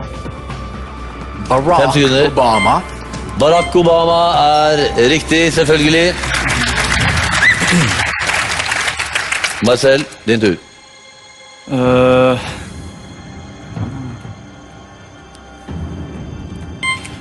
5 sekunder. Og det ble seier til Ylvis-gutta!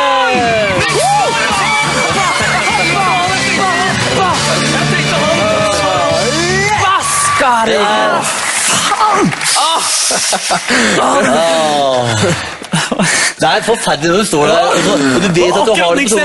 Men jeg tror jeg hadde en til. Ford. Var ikke han? Gerald Ford er en av de som ikke var nevnt her, ja. Jeg satt bare fast med Nixon. Ja. Du får liksom ikke panikk når du vet at det er 5 sekunder igjen. Da får du ikke panikk. Nesten ikke. Nesten ikke, nei, det var bra gjennomført av dere begge, men nok en gang var det Ylvis-gutta og Vegard denne gangen som trakk det lengste strået. Og etter denne lille historietimen så deler vi ut altså 9 poeng til disse guttene, og stillingen er så langt følgende 32-13 til Ylvis-brødrene. Og vi skal fortsette utendørs. Her er øvelse nummer 10. Kom igjen, vi går.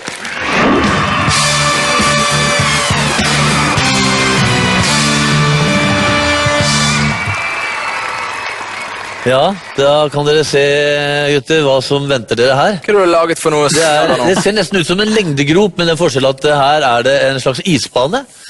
Og det som skal skje her er at dere skal ta rennafart på denne røde løperen her. og så skal dere bare kaste dere ut i det ved å skli på denne isen så langt som overhodet mulig, og den som har den lengste sklia, den vinner og får 10 poeng. Og kan jeg bare komme inn med en kjapp vittighet? En liten vittighet. Er det sånn at vi skal Eisenhower? President. Betyr det at det er du som skal være den verbale her og stå sammen med meg, og Vegard skal gjøre øvelsen, eller hvordan er det? Nei, det er vel, jeg må gjøre dette, må ikke det? Jo, det jeg vet ikke. Her tenker jeg kjøtt da. Det er mer kjøtt i han, han får mer moment. Det er mer kjøtt i deg. Mer kjøtt i meg, jeg får mer moment enn deg. Ja, det er kanskje det. Jeg er høyere, jeg vet ikke. Ja, men du har stelken, du er sikkert flink til å sprinte. Det var noe med spensten og balansen. Balansen. Ok. Jeg tar det. Bård, da skal du fighte mot Marcel, så da kan dere bare gå bort her og gjøre dere klare å ta på dere utstyret som ligger her, mens vi, Vegard, setter oss, vi står her borte, tenker jeg. Ja. Hvor langt tror du det er mulig å skli her, du da? Jeg synes jo at det virket forferdelig langt, da. Ja. Og de skoene som vi tar på her, vet du, Vegard, det er jo ikke vanlige sko, det er jo... Det virker som curlingsko. Det er curlingsko, skjønner du? Og så er det den glatte versjonen på begge beina. Det er glatte versjonen på begge beina. Det er jo helt midt i blinken. Ja. For underholdningens del så håper jeg det ramler veldig mye, bare at Bård kommer seg litt lenger. Hvordan er det med ramling? Ja, ramling, det gjelder ikke. Du må stå på beina. Du må stå på beina, som en gang. Det øyeblikk du faller, og eventuelt du sklir videre, så stoppes... En annen lem nedi. Ja, helt riktig. Du, Bård, du hadde jo en fantastisk balanse da du syklet i stad. Hvordan er balanseferdighetene når du skal skli bortover isen? Du har gjort det i gamle dager også. Ja, på curlingsko, tenker du? Nei, ikke på curlingsko. Nei, jeg vet da, Søren. Jeg er litt stivere, så det kan hende jeg liksom får tippe og sånt, men det er jo umulig å vite. Marcel, du har jo kjørt bob, du. Bobsleigh. Nei! Jo, det stemmer det. Har du ikke det? Hvilken fordel tror du kan trekke av det her? Kan masse med is. Bobsleigh så løper vi med pigger, og vi dytter en 320 kilos bob, og skal sprinte og gå med den. Her er det jo som Bambi på isen, så... Det er ikke sånn det får. Nei. Ok, gutter, er dere klare? Ja. Dette her er altså reglene. De lyder som følger. Dere skal ta rennafart på denne røde løperen her. Du sier rennafart. Rennafart, ja. Rennafart. Jeg skal ta rennafart. Turebukken. Ta rennafart der fra den røde løperen. Så skal du skli så langt som overhodet mulig her. Og det er best av 3 omganger. Ok. Ok? Den som har den beste lengden i løpet av 3 omganger har vunnet og erobret 10 poeng.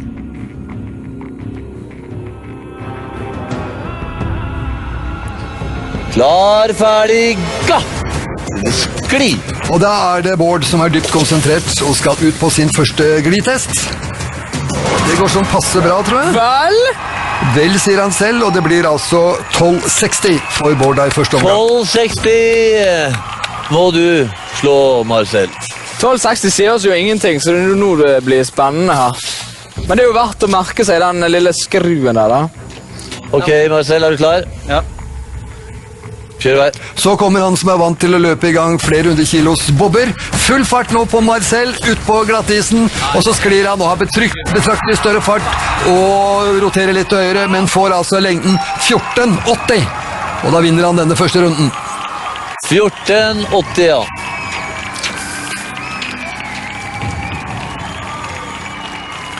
Du må bare liksom eksplodere inni deg. Bare ikke se på banen når du begynner, så tar du heller det etterpå. Ok, Bård. Kjør vei når du vil. Ja, hva nå da, Bård? Kan du klare å slå dette her? Veldig konsentrert, full fart på rød matta, utpå. Og så må du krøke deg sammen og skli så langt du kan, og så roterer han til høyre og taper lengde. Det var ikke helt vellykket, og resultatet er 13,35. 13,35, ja. Det var litt bedre, Bård, men ikke bra nok. Det du gjør, at du setter foten nede med en gang. At du kanskje kan hoppe litt innpå, altså sånn. Ja, men jeg tror ikke du vil bare... Marcel, er du klar? Ja. Og så Marcel, som har på følelsen at denne her har han i lomma, så er det full fart på rød løper, utpå, krøker seg sammen og sklir veldig langt. Så fin fart, litt rotering til venstre, taper litt lengde som sagt, men det kommer altså på 15,40. 15,40. Oi, helsike! Ny beste notering, Bård. Du har kun ett forsøk igjen.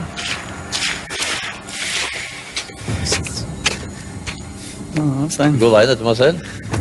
Sass på det. Ja, sist nå. Tror du, Vegard, om bror din? Nei, jeg er skeptisk, ja, men jeg tror han kan eksplodere nå. Bare mos på han nå med alt det har. Kjør når du vil. Og så er det Bårds siste. Nå må han altså slå 1540 da, for å vinne den øvelsen. Og så full fart utpå. Ja. Og så hopper han utpå, og det er ikke helt vellykket. Han starter sklingen for sent, er forbannet, dette er mislykket, og det blir 13-15. Ok, Marcel, siste forsøk. Du har allerede vunnet øvelsen, men du kan forbedre din beste notering på 1540. Og så Marcel for tredje og siste gang, en slags æresrunde, sklir lenge og jobber seg oppover. Litt show av dette her, han har vunnet. Seier til Marcel! Gratulerer. Deilig. Kom her, gutter. Ja, da ble det en ikke overraskende seier til Marcel i denne øvelsen. Den 10. og den aller siste øvelsen i kveld, Marcel. Og disse 10 poengene, de trengte du, for nå lå du langt bak. Det var 33-12 før den øvelsen. Ja, det var litt for spennende. Ja. Jeg tenker jo på det, men jeg må jo bare pushe på. Det ble en solid seier. Stillingen er nå etter 10 øvelser 32-23, og det er ny kamp i matchen her igjen. Ja, det er alt vi rakk for i kveld, det. Det var en solid ledelse til guttene i starten her, men nå er det kamp, og det trenger Marcel så til de grader, for det dreier seg om 500 000 kroner som denne karen kan vinne hvis han klarer å beseire guttene i løpet av de 5 neste øvelsene, og de kommer i morgen. Det blir spennende, så følg med oss. I morgen klokken 20:30 på TV Norge er vi tilbake med selve finalen. 500 000 dreier seg om for Marcel. Takk for i kveld.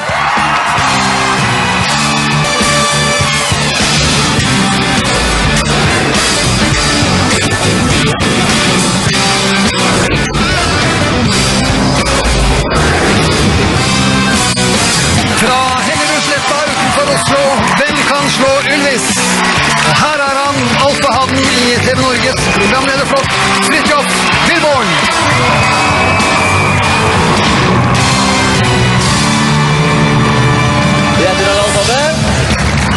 Velkommen til den 8.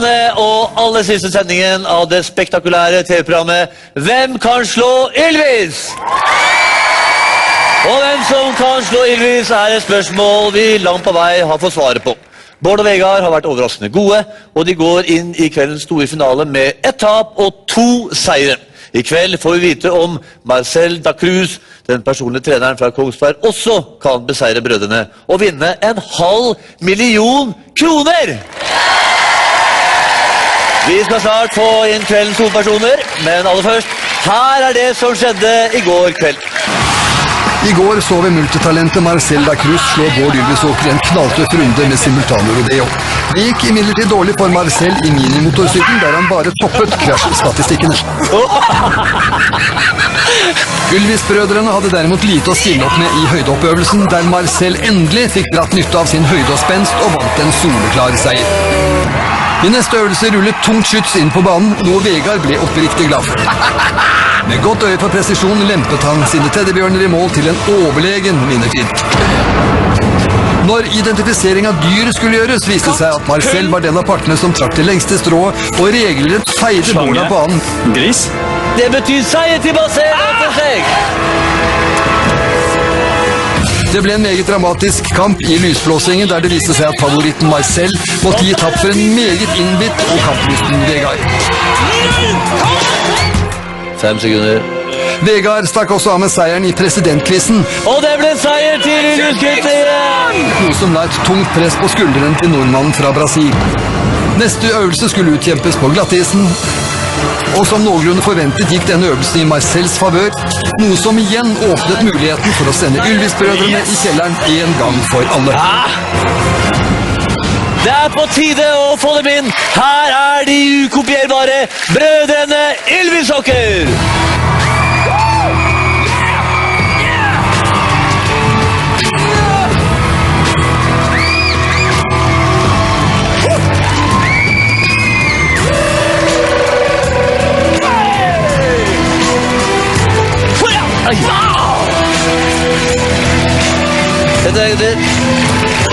Det var da ikke måte på til energi det var foran denne finalsendingen. Og publikum Hva har du gjort siden sist? Nei, jeg har drukket mye Urge og Battery. Urge Intense! Du, i kveld kan altså kveldens utfordrer Marcel vinne 500 000 kroner. Men dere er i ledelsen, og dere kan, og vil gjøre det dere kan selvfølgelig, for å hindre ham i å vinne 500 000. Dette her er jo en kremjobb, det vi har nå. Vi får leke oss, vi får kjøre på, vi får gjøre det vi vil, og vi trenger ikke anstrenge så mye. Men det er en bakdel med det, og det er at liksom det eneste vi skal gjøre er ødelegge for andre folk. Men det er litt, ja, jeg er jo enig. Ja. Det er jo enig, men jeg er fast bestemt på å knuse fyren. Ja. Det er jo en lek. Har dette programmet egentlig vært en eneste stor opptur for dere? At folk har fått et helt nytt syn på dere, som ikke lenger to tynne gutter fra Bergen som bare kan revy, men som faktisk er smått atletiske? Føler dere? Helt klart. Ja. Og det er jo mye viktig. Det er jo på en måte noe man ikke kan kjøpe for penger, sant? Så han kan skaffe seg 500 000 på en eller annen måte. Han kan bli med på en annen TV-serie eller et eller annet, sant? Men denne kredden som vi har bygd opp, den kanskje man kjøper for penger. Nei. Da skal vi få en mann som imponerte stort i går, blant annet høydehopp. Her er Marcel da Cruz!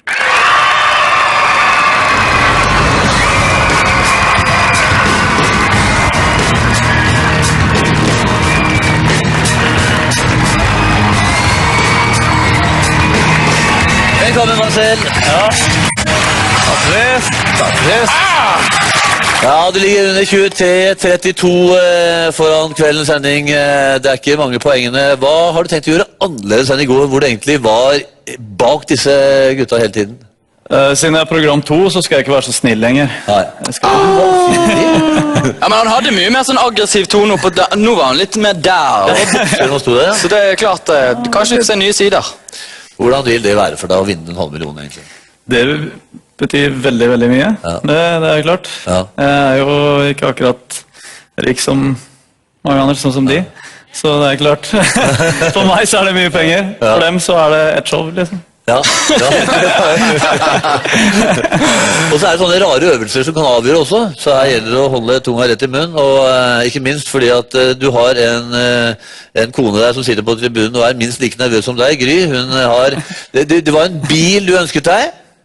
Ja. Og det var for dere har ikke en bil som går. Og så var det en tur til Maldivene. Ja, takk. Ja.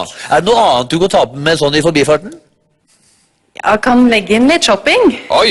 Ja, da blir det ikke mye enn 500 000. Nei, spørs hvordan bil det blir også da, hvis vi skal shoppe. Ok, lykke til, Gry. Dette blir forferdelig spennende. Vi går i gang med første øvelse, og i dag er det øvelse nummer 11.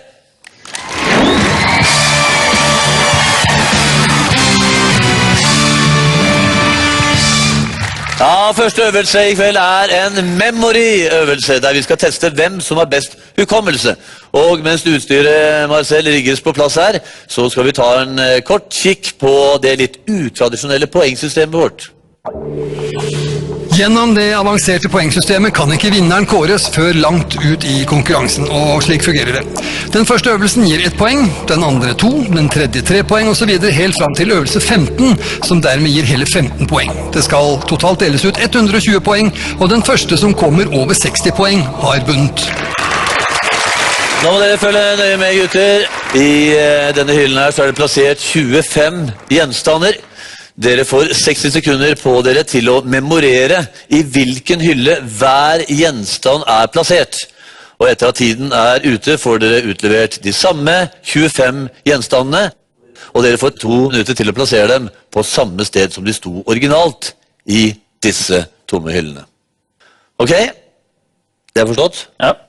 Hvem av dere to skal ut i ilden først i dag? Vi var innom hukommelsesrelatert med hun Ann-Kristin. Du husker ikke helt? Jo, det husker jeg. Ja, fin, han er fin. Ja, fin.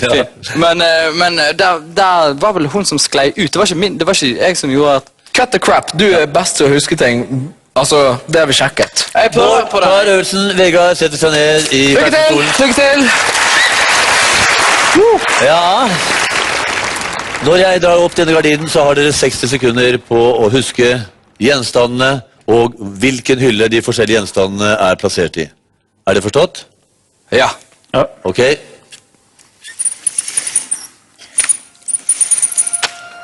Vær så god.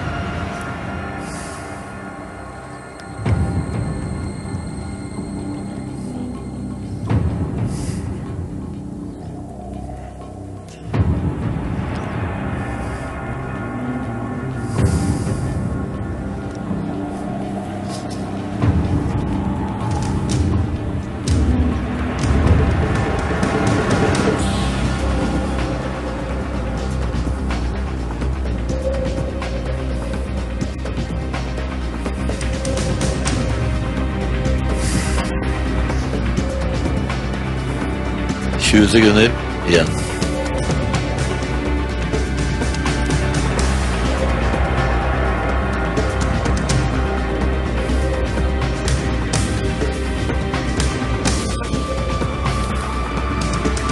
Fem sekunder. Der er tiden ute. Dere går foran hver deres hylle her, gutter.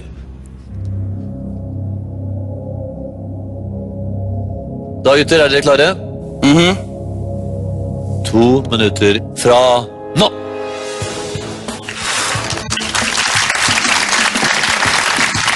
Så jeg bare skal være stille, jeg. Ja, du må bare være stille. Ja, dette er vel ikke øvelse man skal prate for mye, Vegard? Nei. Jeg sitter bare og slapper av meg.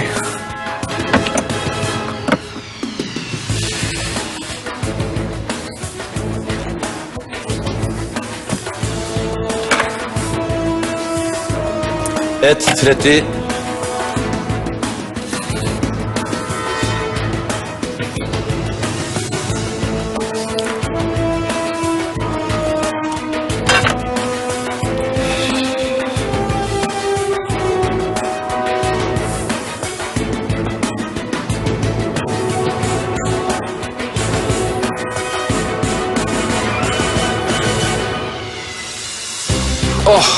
Helsike, det var vanskelig. 1 minutt igjen. Nei. Er du langt unna? Ja, nå er jeg ute å kjøre, altså. Helt ute å kjøre. Bare slapp av og prøve å huske. Nei, jeg fikk helt choke.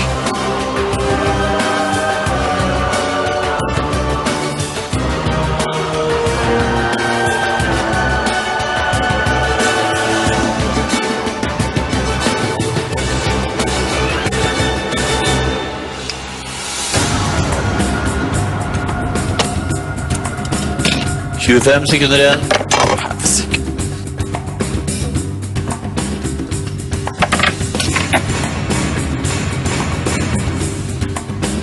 Forbannet dritt, altså.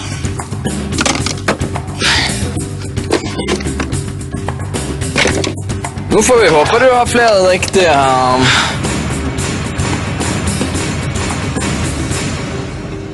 Da er tiden ut for begge to. Ja. Hvordan var det? Det gikk veldig bra til å begynne med, og så var det plutselig liksom, oi, faen, var det den? Ja. Men på meg så virket det som du hadde mer oversikt, og det kan selvfølgelig være feil, men du så veldig konsentrert ut, og du var veldig bevisst på hvor du satt tingene, mens du, Bård, så ut til å ha litt mer kaos i hodet, stemmer det? Nei, jeg prøvde meg på en taktikk. Jeg tenkte at dette er for mye, så jeg prøvde på en taktikk som jeg bruker hvis jeg skal huske ting. Ja. Men hvis den taktikken først skjærer seg, noe jeg er ganske sikker på at han gjorde nå, så skjærer alt seg. Ok, da skal vi få løsningen på hvem av dere som har klart denne memory-øvelsen aller best. Så da er det bare å stille seg ved siden av hver deres hylle. Så får vi se, gutter, hvordan dere har gjort det. Marcel, jeg begynner med deg. På øverste hylle så har du en hylle riktig. Det er ananasen. 1 poeng. Hylle nummer 2. Har du 2 riktige. Det blir 3 til sammen. Tredje hylle, 1, 2, 3. Det betyr 6 poeng til sammen. Og så er det nest nederste. 6, 2, 3, 4, 5. Full pott der! 11 poeng. Og til slutt så har du 1, 2, 3. Det var nesten, men det ble 3 riktig der. Og det betyr at du har 14 poeng til sammen. Da er det øverste hylle på deg, Bård. Fokuserer vi på begynnelsen. 1, 2, 3, 4 på øverste hylle. Det var det. På andre hylle så har du ingen. Hæ? Nei. Nei, det skar seg, altså. På den neste hyllen så har du ingen. Oi da! Nei! Er det mulig? 4 riktig har du så langt, Bård.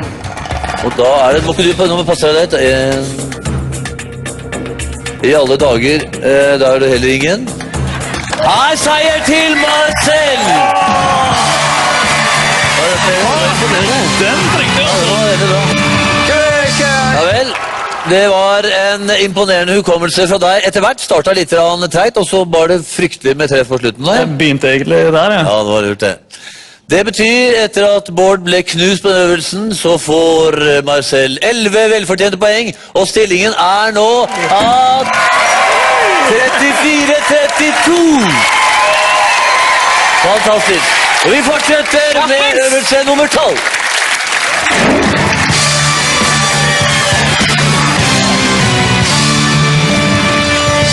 Bare 2 poeng skiller disse duellantene, og nå skal vi spille Hvor på kartet. Og Vegard, du er etter 2 forsøk fortsatt ubeseiret i denne delen av konkurransen. Ja, men det kan jo snu. Ja. Hvis vi hadde valgt at jeg skulle ta denne øvelsen, så hadde det vært en hån mot konkurranseinnstillingen. Ja. Som begrep. Ja, så derfor skal jeg bare sette meg ned og se på. Hva er det for noe med Vegard som gjør at han behersker denne? Det har ikke så mye med meg. Jeg synes jeg er kanskje litt over gjennomsnittet interessert i det, men problemet ligger jo helt klart her. Ja, så det er der forskjellen i oss to ligger. Ok, da Bård setter du ned og hviler, mens vi går opp til quizbordet.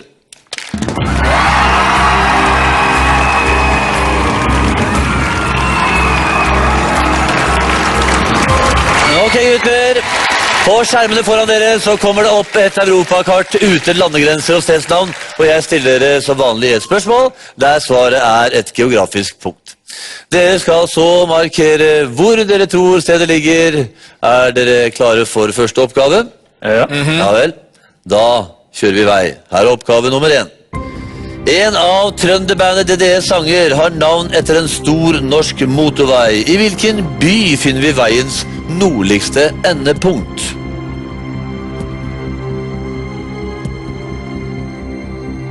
Pinlig nøyaktig av begge to her. Vegard er klar, og der er de også klar. Og det korrekte svaret, det var Kirkenes. Nå skal vi se hvorledes dere har gjort det. 15 kilometer unna på Vegard bare. 1 til Vegard. 50 kilometer. Iskast!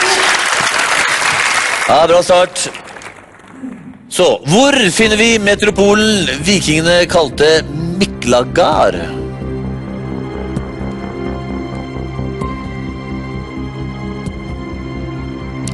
Der er Vegard klar. Og... Veldig kjapp på lappen. Marcel er også klar. Og det korrekte svaret, det er Istanbul, og der var du litt langt unna, kanskje. Ja da! Røros! Yeah! Ja, du trodde det var i Norge, det er sikkert mange med deg som trodde det var det, men det var Istanbul i Tyrkia. Ok, neste oppgave. I 1989 holdt Baywatch-stjernen David Hasselhoff konsert på toppen av en kjent mur. I hvilken by ligger denne muren?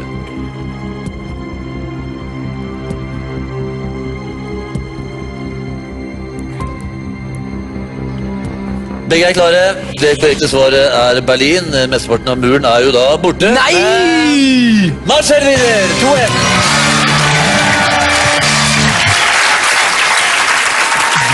Det er vanskelig inne i byen. Inne i landet. Første verdenskrig sies å ha blitt utløst av ett enkelt skudd. Hvor var det dette skuddet falt? Det er ikke lett.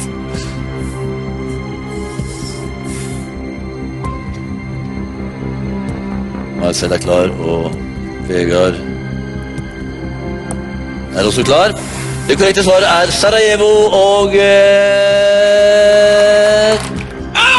var nærmest med 269 kilometer. Bare noen få kilometer unna. Ok, her er ny oppgave. Stillingen er 3. Hvor ligger Legoland? Det originale Legoland. Finns det flere? Jepp. Ok. Vegard er klar. Det må vi svare nå, Marcel. Du tygger klar nå. Begge har svart. Det korrekte svaret er selvfølgelig Billund, og Vegard treffer! Precis! Fantastisk! Ja, den skal du ha. Det var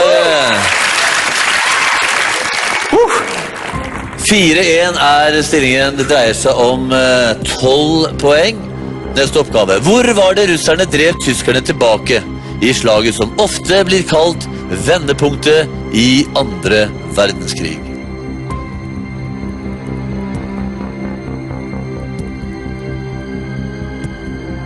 Begge har svart. Det korrekte svaret er Stalingrad, Volgograd, og Marcel vinner! Veldig bra. Ny oppgave, 4-2. Det var et stykke unna. Ja, jeg bommet helt deg. Hvilken europeisk hovedstad arrangerte de aller første olympiske leker? Nå vet du. Det var juks. Ja, jeg gjør det hele tiden. Begge har svart. Det korrekte svaret er selvfølgelig Aten. Og den som var nærmest denne gangen, Vegard! Ja da! 5-2. 2 poeng igjen til seier, Vegard. Hvor finner vi det bitte lille fyrstedømmet som begynner på M og slutter på Nakko?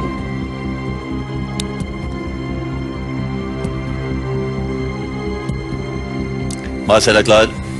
Vegard er også klar. Monaco er selvfølgelig rette svaret, og den som vant denne gangen, det var Vegard! Oh, yes! Det var tett. Dette kan være den avgjørende oppgaven i øvelse nummer 12. Konsentrer deg, Marcel. Du har fortsatt muligheten, men Vegard har bare ett korrekt svar igjen, så har han vunnet. Hvor ligger Sveriges høyeste fjell, Kebnekaise?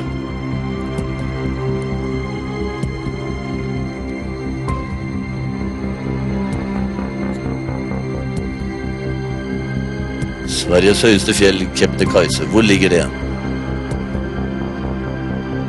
Marcel er klar. Begge har svart.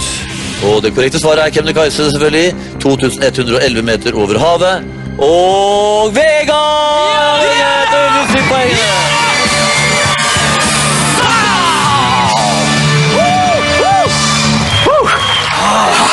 Takk. Ja, det var... Det er ikke mulig å slå Vegard i denne øvelsen her. Nei, jeg trodde at du slo meg liksom med noen kilometer, ikke sant? Det er liksom Ja, det skal du ha. Ja, de der greiene. Og på Stalingrad, der bommet jeg fryktelig, for jeg tenkte på St. Petersburg. Men Billund, helt precis 0, det var jo helt fantastisk. Det var helt greit. Ja, det var helt greit, ja. Ja, det betyr at Vegard får 12 poeng for Ylvisguttas del, og stillingen er dermed 44-34, men ingenting er avgjort. Og vi går ut av studio for den neste øvelsen, så følg meg, gutter. Det er en spektakulær utfordring som venter utenfor studio i øvelse 13. Det blir virkelig litt av nyser, og dette får dere se etter reklamepausen, så følg med oss videre. Fuck! Fuck!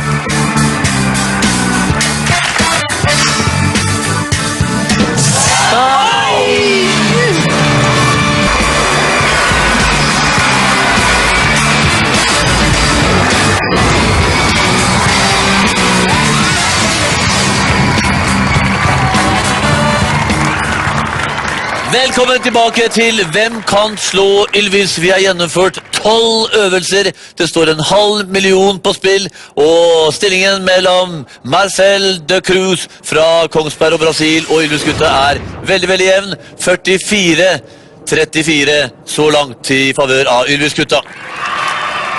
Men dette kan forandre seg nå, etter at deltakernes mot virkelig skal settes på prøve i øvelse som er nummer 13.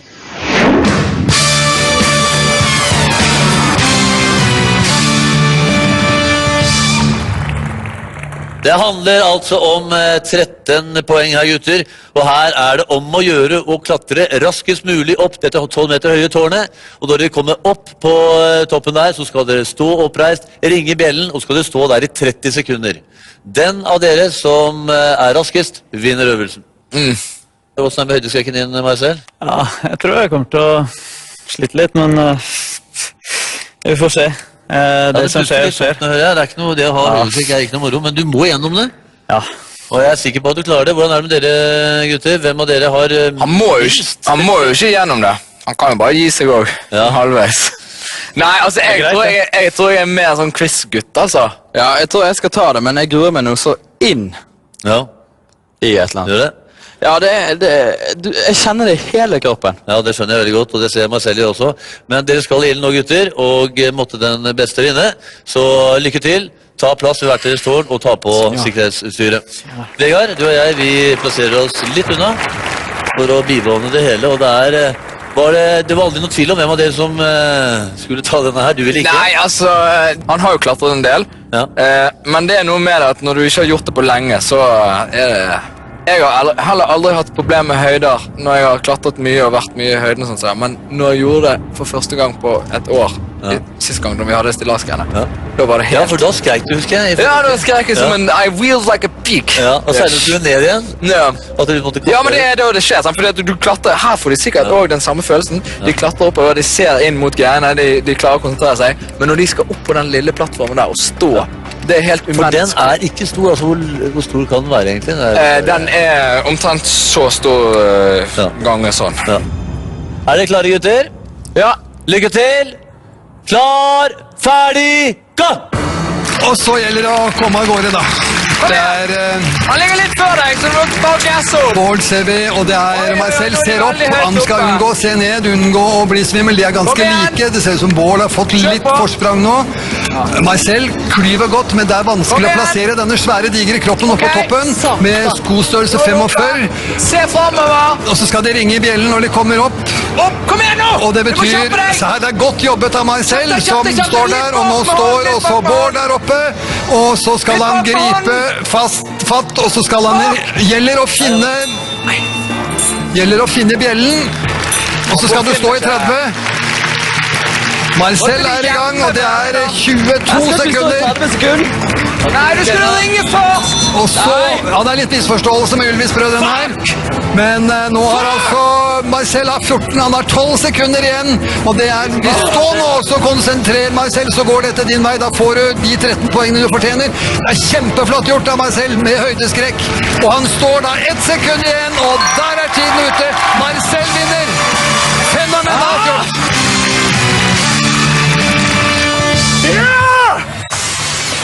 Dere var veldig likt i starten, og så, når du nærmet deg toppen her, da var du litt bak Bård faktisk, for da begynte du å kjenne høyde... Da begynte du å svoie så jævlig. Ja, og hvordan opplevde du det?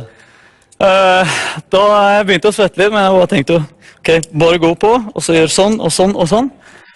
Og så begynte jeg på sånn 15 sekunder. Så begynte jeg plutselig å skjemme meg så jævlig i beina. Tenkte, ok, så begynte jeg å fort se på meg, bare glem det. For du kunne ikke se ned? Ja. Nei, da var jeg godt. Dere var likt oppe, mer eller mindre, Bård. Og så fikk du liksom ikke tak i, jeg tror egentlig, sånn som jeg stod, så var du bitte grann før Marcel er oppe, men den vesle bjella som poenget mitt! Enda du hadde Vegard til å hjelpe deg til å orientere hvor den er, du traff ikke den bjella. Poenget mitt, Fridtjof Wilborn, det var jo det at jeg trodde vi skulle stå der i 30 sekunder, så skulle vi ringe i bjellen. Så jeg hadde jo all verdens tid med å finne den bjellen, det hastet ikke, jeg ville jo ikke liksom... Det er derfor jeg maste på deg, for du skal ringe den bjellen. Det gjør ingenting, gutter, for Marcel i alle fall. For Marcel, han dro landseieren, fikk 13 poeng i denne øvelsen. Og stillingen er da som følger. 47-44 til Marcel. Nei! Ja, dette ble jo så spektakulært og så spennende som vel mulig. Vi ser at Marcel hadde en ledelse til å begynne med. De er omtrent helt likt oppe på toppen. Så har vel Marcel muligens tenkt ut veldig grundig hvordan man skal plassere den svære kroppen sin der oppe. Mens vi ser konsentrasjonen og fokusering lyser ut av øynene på Marcel. Misforståelse da fra Bårds side, men han må jo følge reglene. Og så er han så lykkelig at jeg vet ikke hvor han skal gjøre av seg på vei ned. Sikker og solid seier. Ja, det var litt av en øvelse der jeg må få lov til å spørre deg, gutter. Hvordan var det egentlig å komme helt opp på toppen av det tårnet, Bård? Det var bedre enn fryktet. Jeg gruet meg veldig til det. Jeg trodde det kom til å bli skikkelig bad, og det var bedre enn fryktet. Det var verre å komme ned og skjønne at man hadde oppført seg som en idiot. rett og slett. Men det var veldig kjekt at han vant akkurat den da. Du sleit vel, du sto ikke så rank som han gjorde, du sto mye litt mer sånn bøyd i knærne der, og du sleit. Jeg bare prøvde å se rett i veggen. Jeg kunne ikke se ned da det bare begynte og sånn. Hvis du skulle klare den neste øvelsen, så skal mye skje her. For vi kan nemlig være fremme ved den aller siste øvelsen her i Hvem kan slå Ylvis? Vinner Marcel denne foran 14 poeng, og dermed blir det umulig for Ylvis-gutta å ta igjen forspranget. 2 iskalde brødre, en nervøs utfordrer og en halv million kroner. Velkommen til øvelse nummer 14.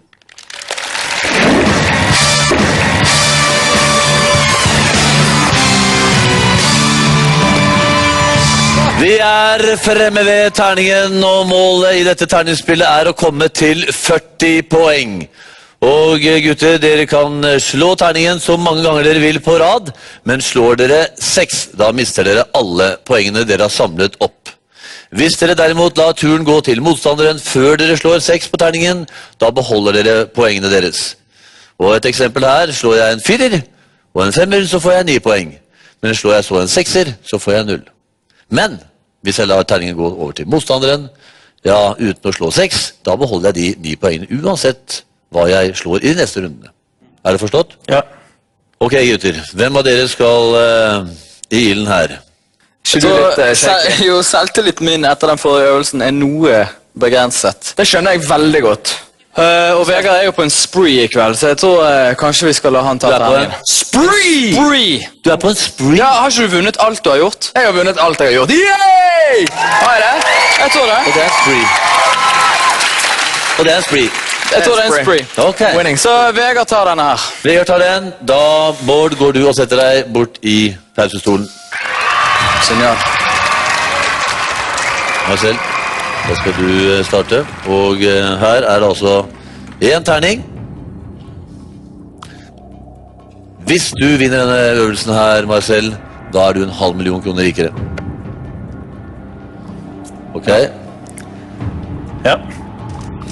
Lykke til. Takk. Da er vi klar. 4. Jeg går videre.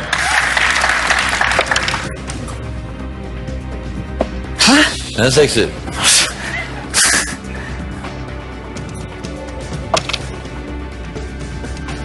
En. Ja, altså jeg må gå videre. Sorry, altså. Det tror jeg nok. Bra taktisk valg. Takk. Men det blir vel en 6 her da. 2. Oi! Ta en til deg. 3 poeng til sammen. 6. Ja, det er gir oss. 8 poeng til deg, Vegard. Marcel. 1. Følger etter hverandre.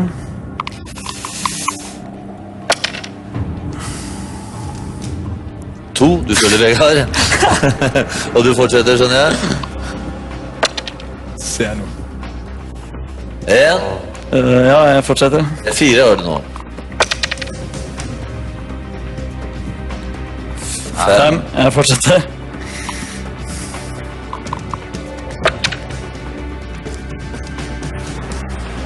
8 til sammen. Ta en til. En til.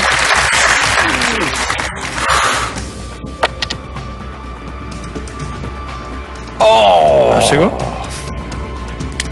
Da hadde jeg 12. Da har du 12 poeng. Vær så god, Vegard. 3. Går du videre?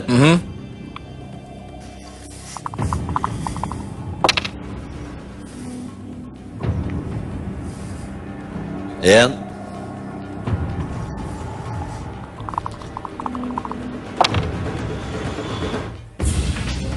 5. Da. Da har du til sammen 17 poeng. Gir du det? Ja. Marcel. Vi fortsetter.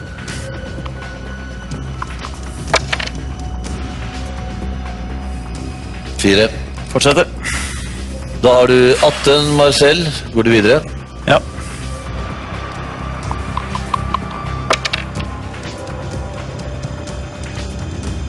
20. 20. En til.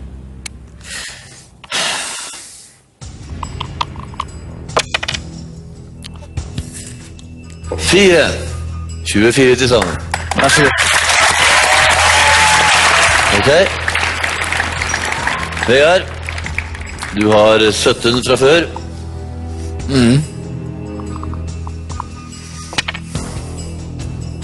To. Fortsetter. To. 21 til sammen.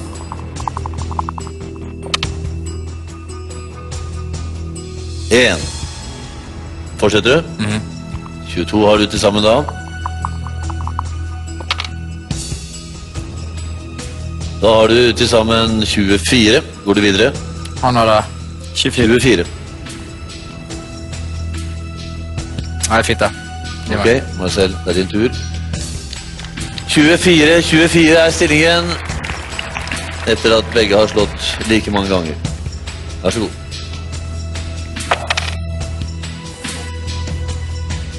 Tre. 27 til sammen.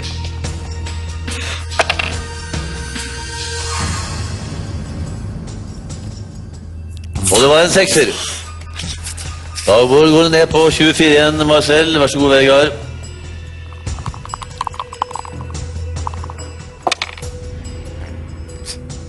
Fire.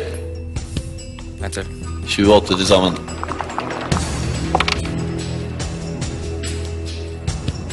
En. 29 til sammen.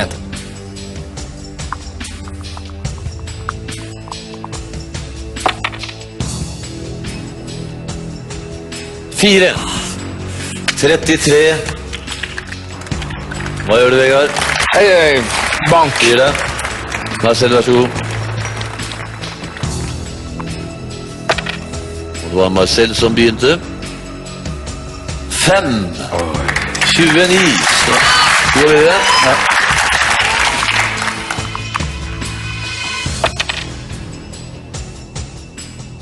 En. 30 poeng. Går du videre? Ja.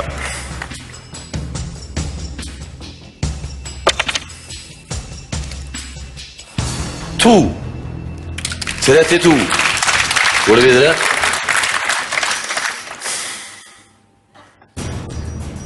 Stopper det. Vær så god, Vegard. Stillingen er 33 mot 32 i din favør, Vegard. Husk på at du har ett mer enn han nå. Jeg vet det. Så ikke ta noen sjanser.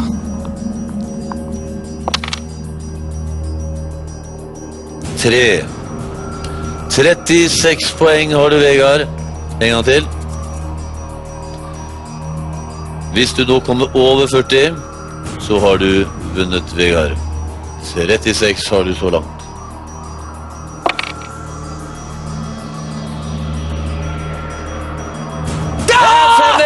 Yes!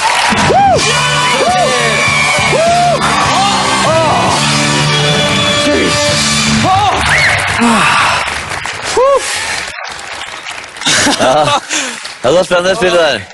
Kom her, Marcel. Jeg skjønner at det er ikke lett å stå i ro når man var oppe i en øvelse der man kunne ha kommet dit til at man vant en halv million. Men det ble seier til Vegard og Bård. Det ble 14 poeng, og med 14 poeng så er stillingen nå som følger. 58-47 til Ylvis-gutta. Men da skal altså det hele avgjøres. Vil Marcel da Cruz vinne den halve millionen, eller vil de overraskende spreke Showbiz-brødrene en gang for alle bevise at de har talenter utenom det vanlige? Utrolig nok er konkurransen så jevn at vi igjen må dra frem den skumle øvelse nummer 15, og den kommer her!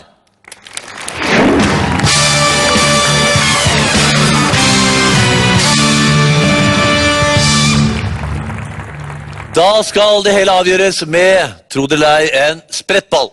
Dere skal annenhver gang prøve å treffe dette røret som ligger der med sprettballer, og dere kan velge om dere vil sprette i gulvet eller ikke. Dere skal kaste fra det røde merket der, og dere får 10 forsøk hver. Den med flest treff vinner. Spretter ballen ut av røret, får man ikke treff. Altså, spretter ballen ut av røret, får man ikke treff. Er reglene forstått? Dere skal kaste annenhver gang. Ja. Hvem av dere skal i vigør denne gangen? Ball. Balltalentet? Ja. Jeg har ingenting med det å gjøre. Nei, da setter du deg bort i pausestolen og følger spent med, Vegard. Kick it! Ja. Bård, du leder, og du skal begynne.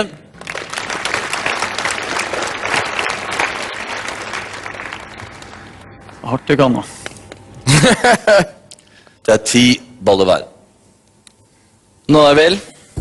Når du vil fra nå.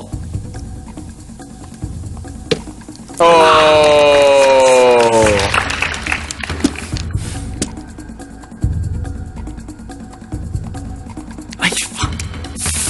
Den glapp ut av hånda.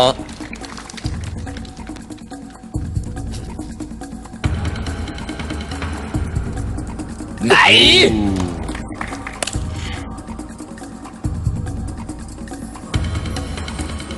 Nei. 2 baller hver. Ingen treff. Nei!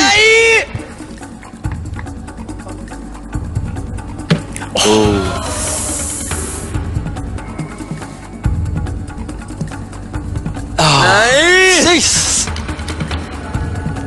Det er så vanskelig.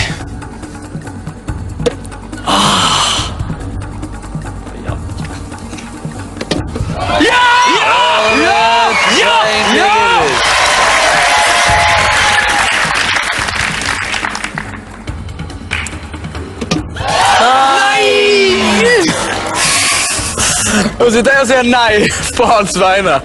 Oh my god. Maken til thriller med sprettball.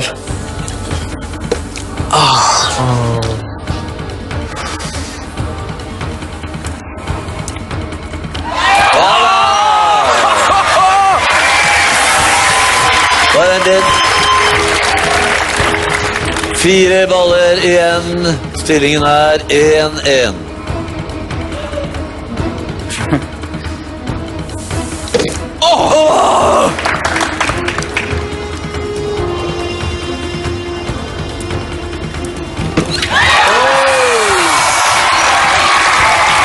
Marcel leder 2-1. Ikke tenk på Bård. Nå kan du øke ledelsen, Marcel. Og det er 3-1. Stillingen er 3-1, Bård. Og det er 2 baller igjen på hver av dere. Det betyr at du må treffe på den ballen her. Hvis du ikke treffer på den ballen her, da er Marcel vinner av 500 000 kroner. Ikke tenk på det! Kyss han. Pils og venter deg nå. Ja!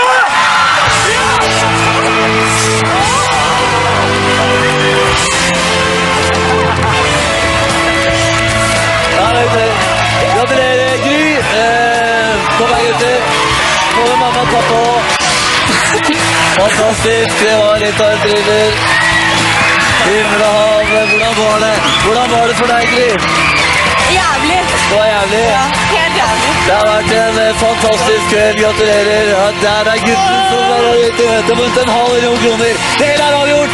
Vi har alle vært vitne til et historisk øyeblikk med sluttstilling 62-58.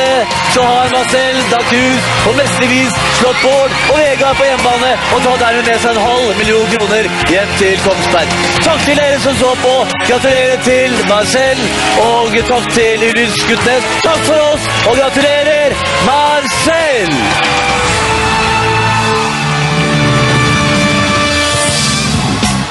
Full frontal nudity på TV Norge.no.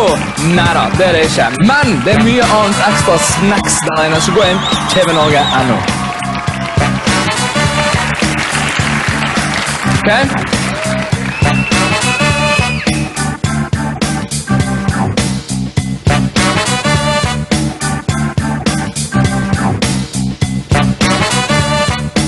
Mandag 20.30 er det premiere på 71 grader nord. Og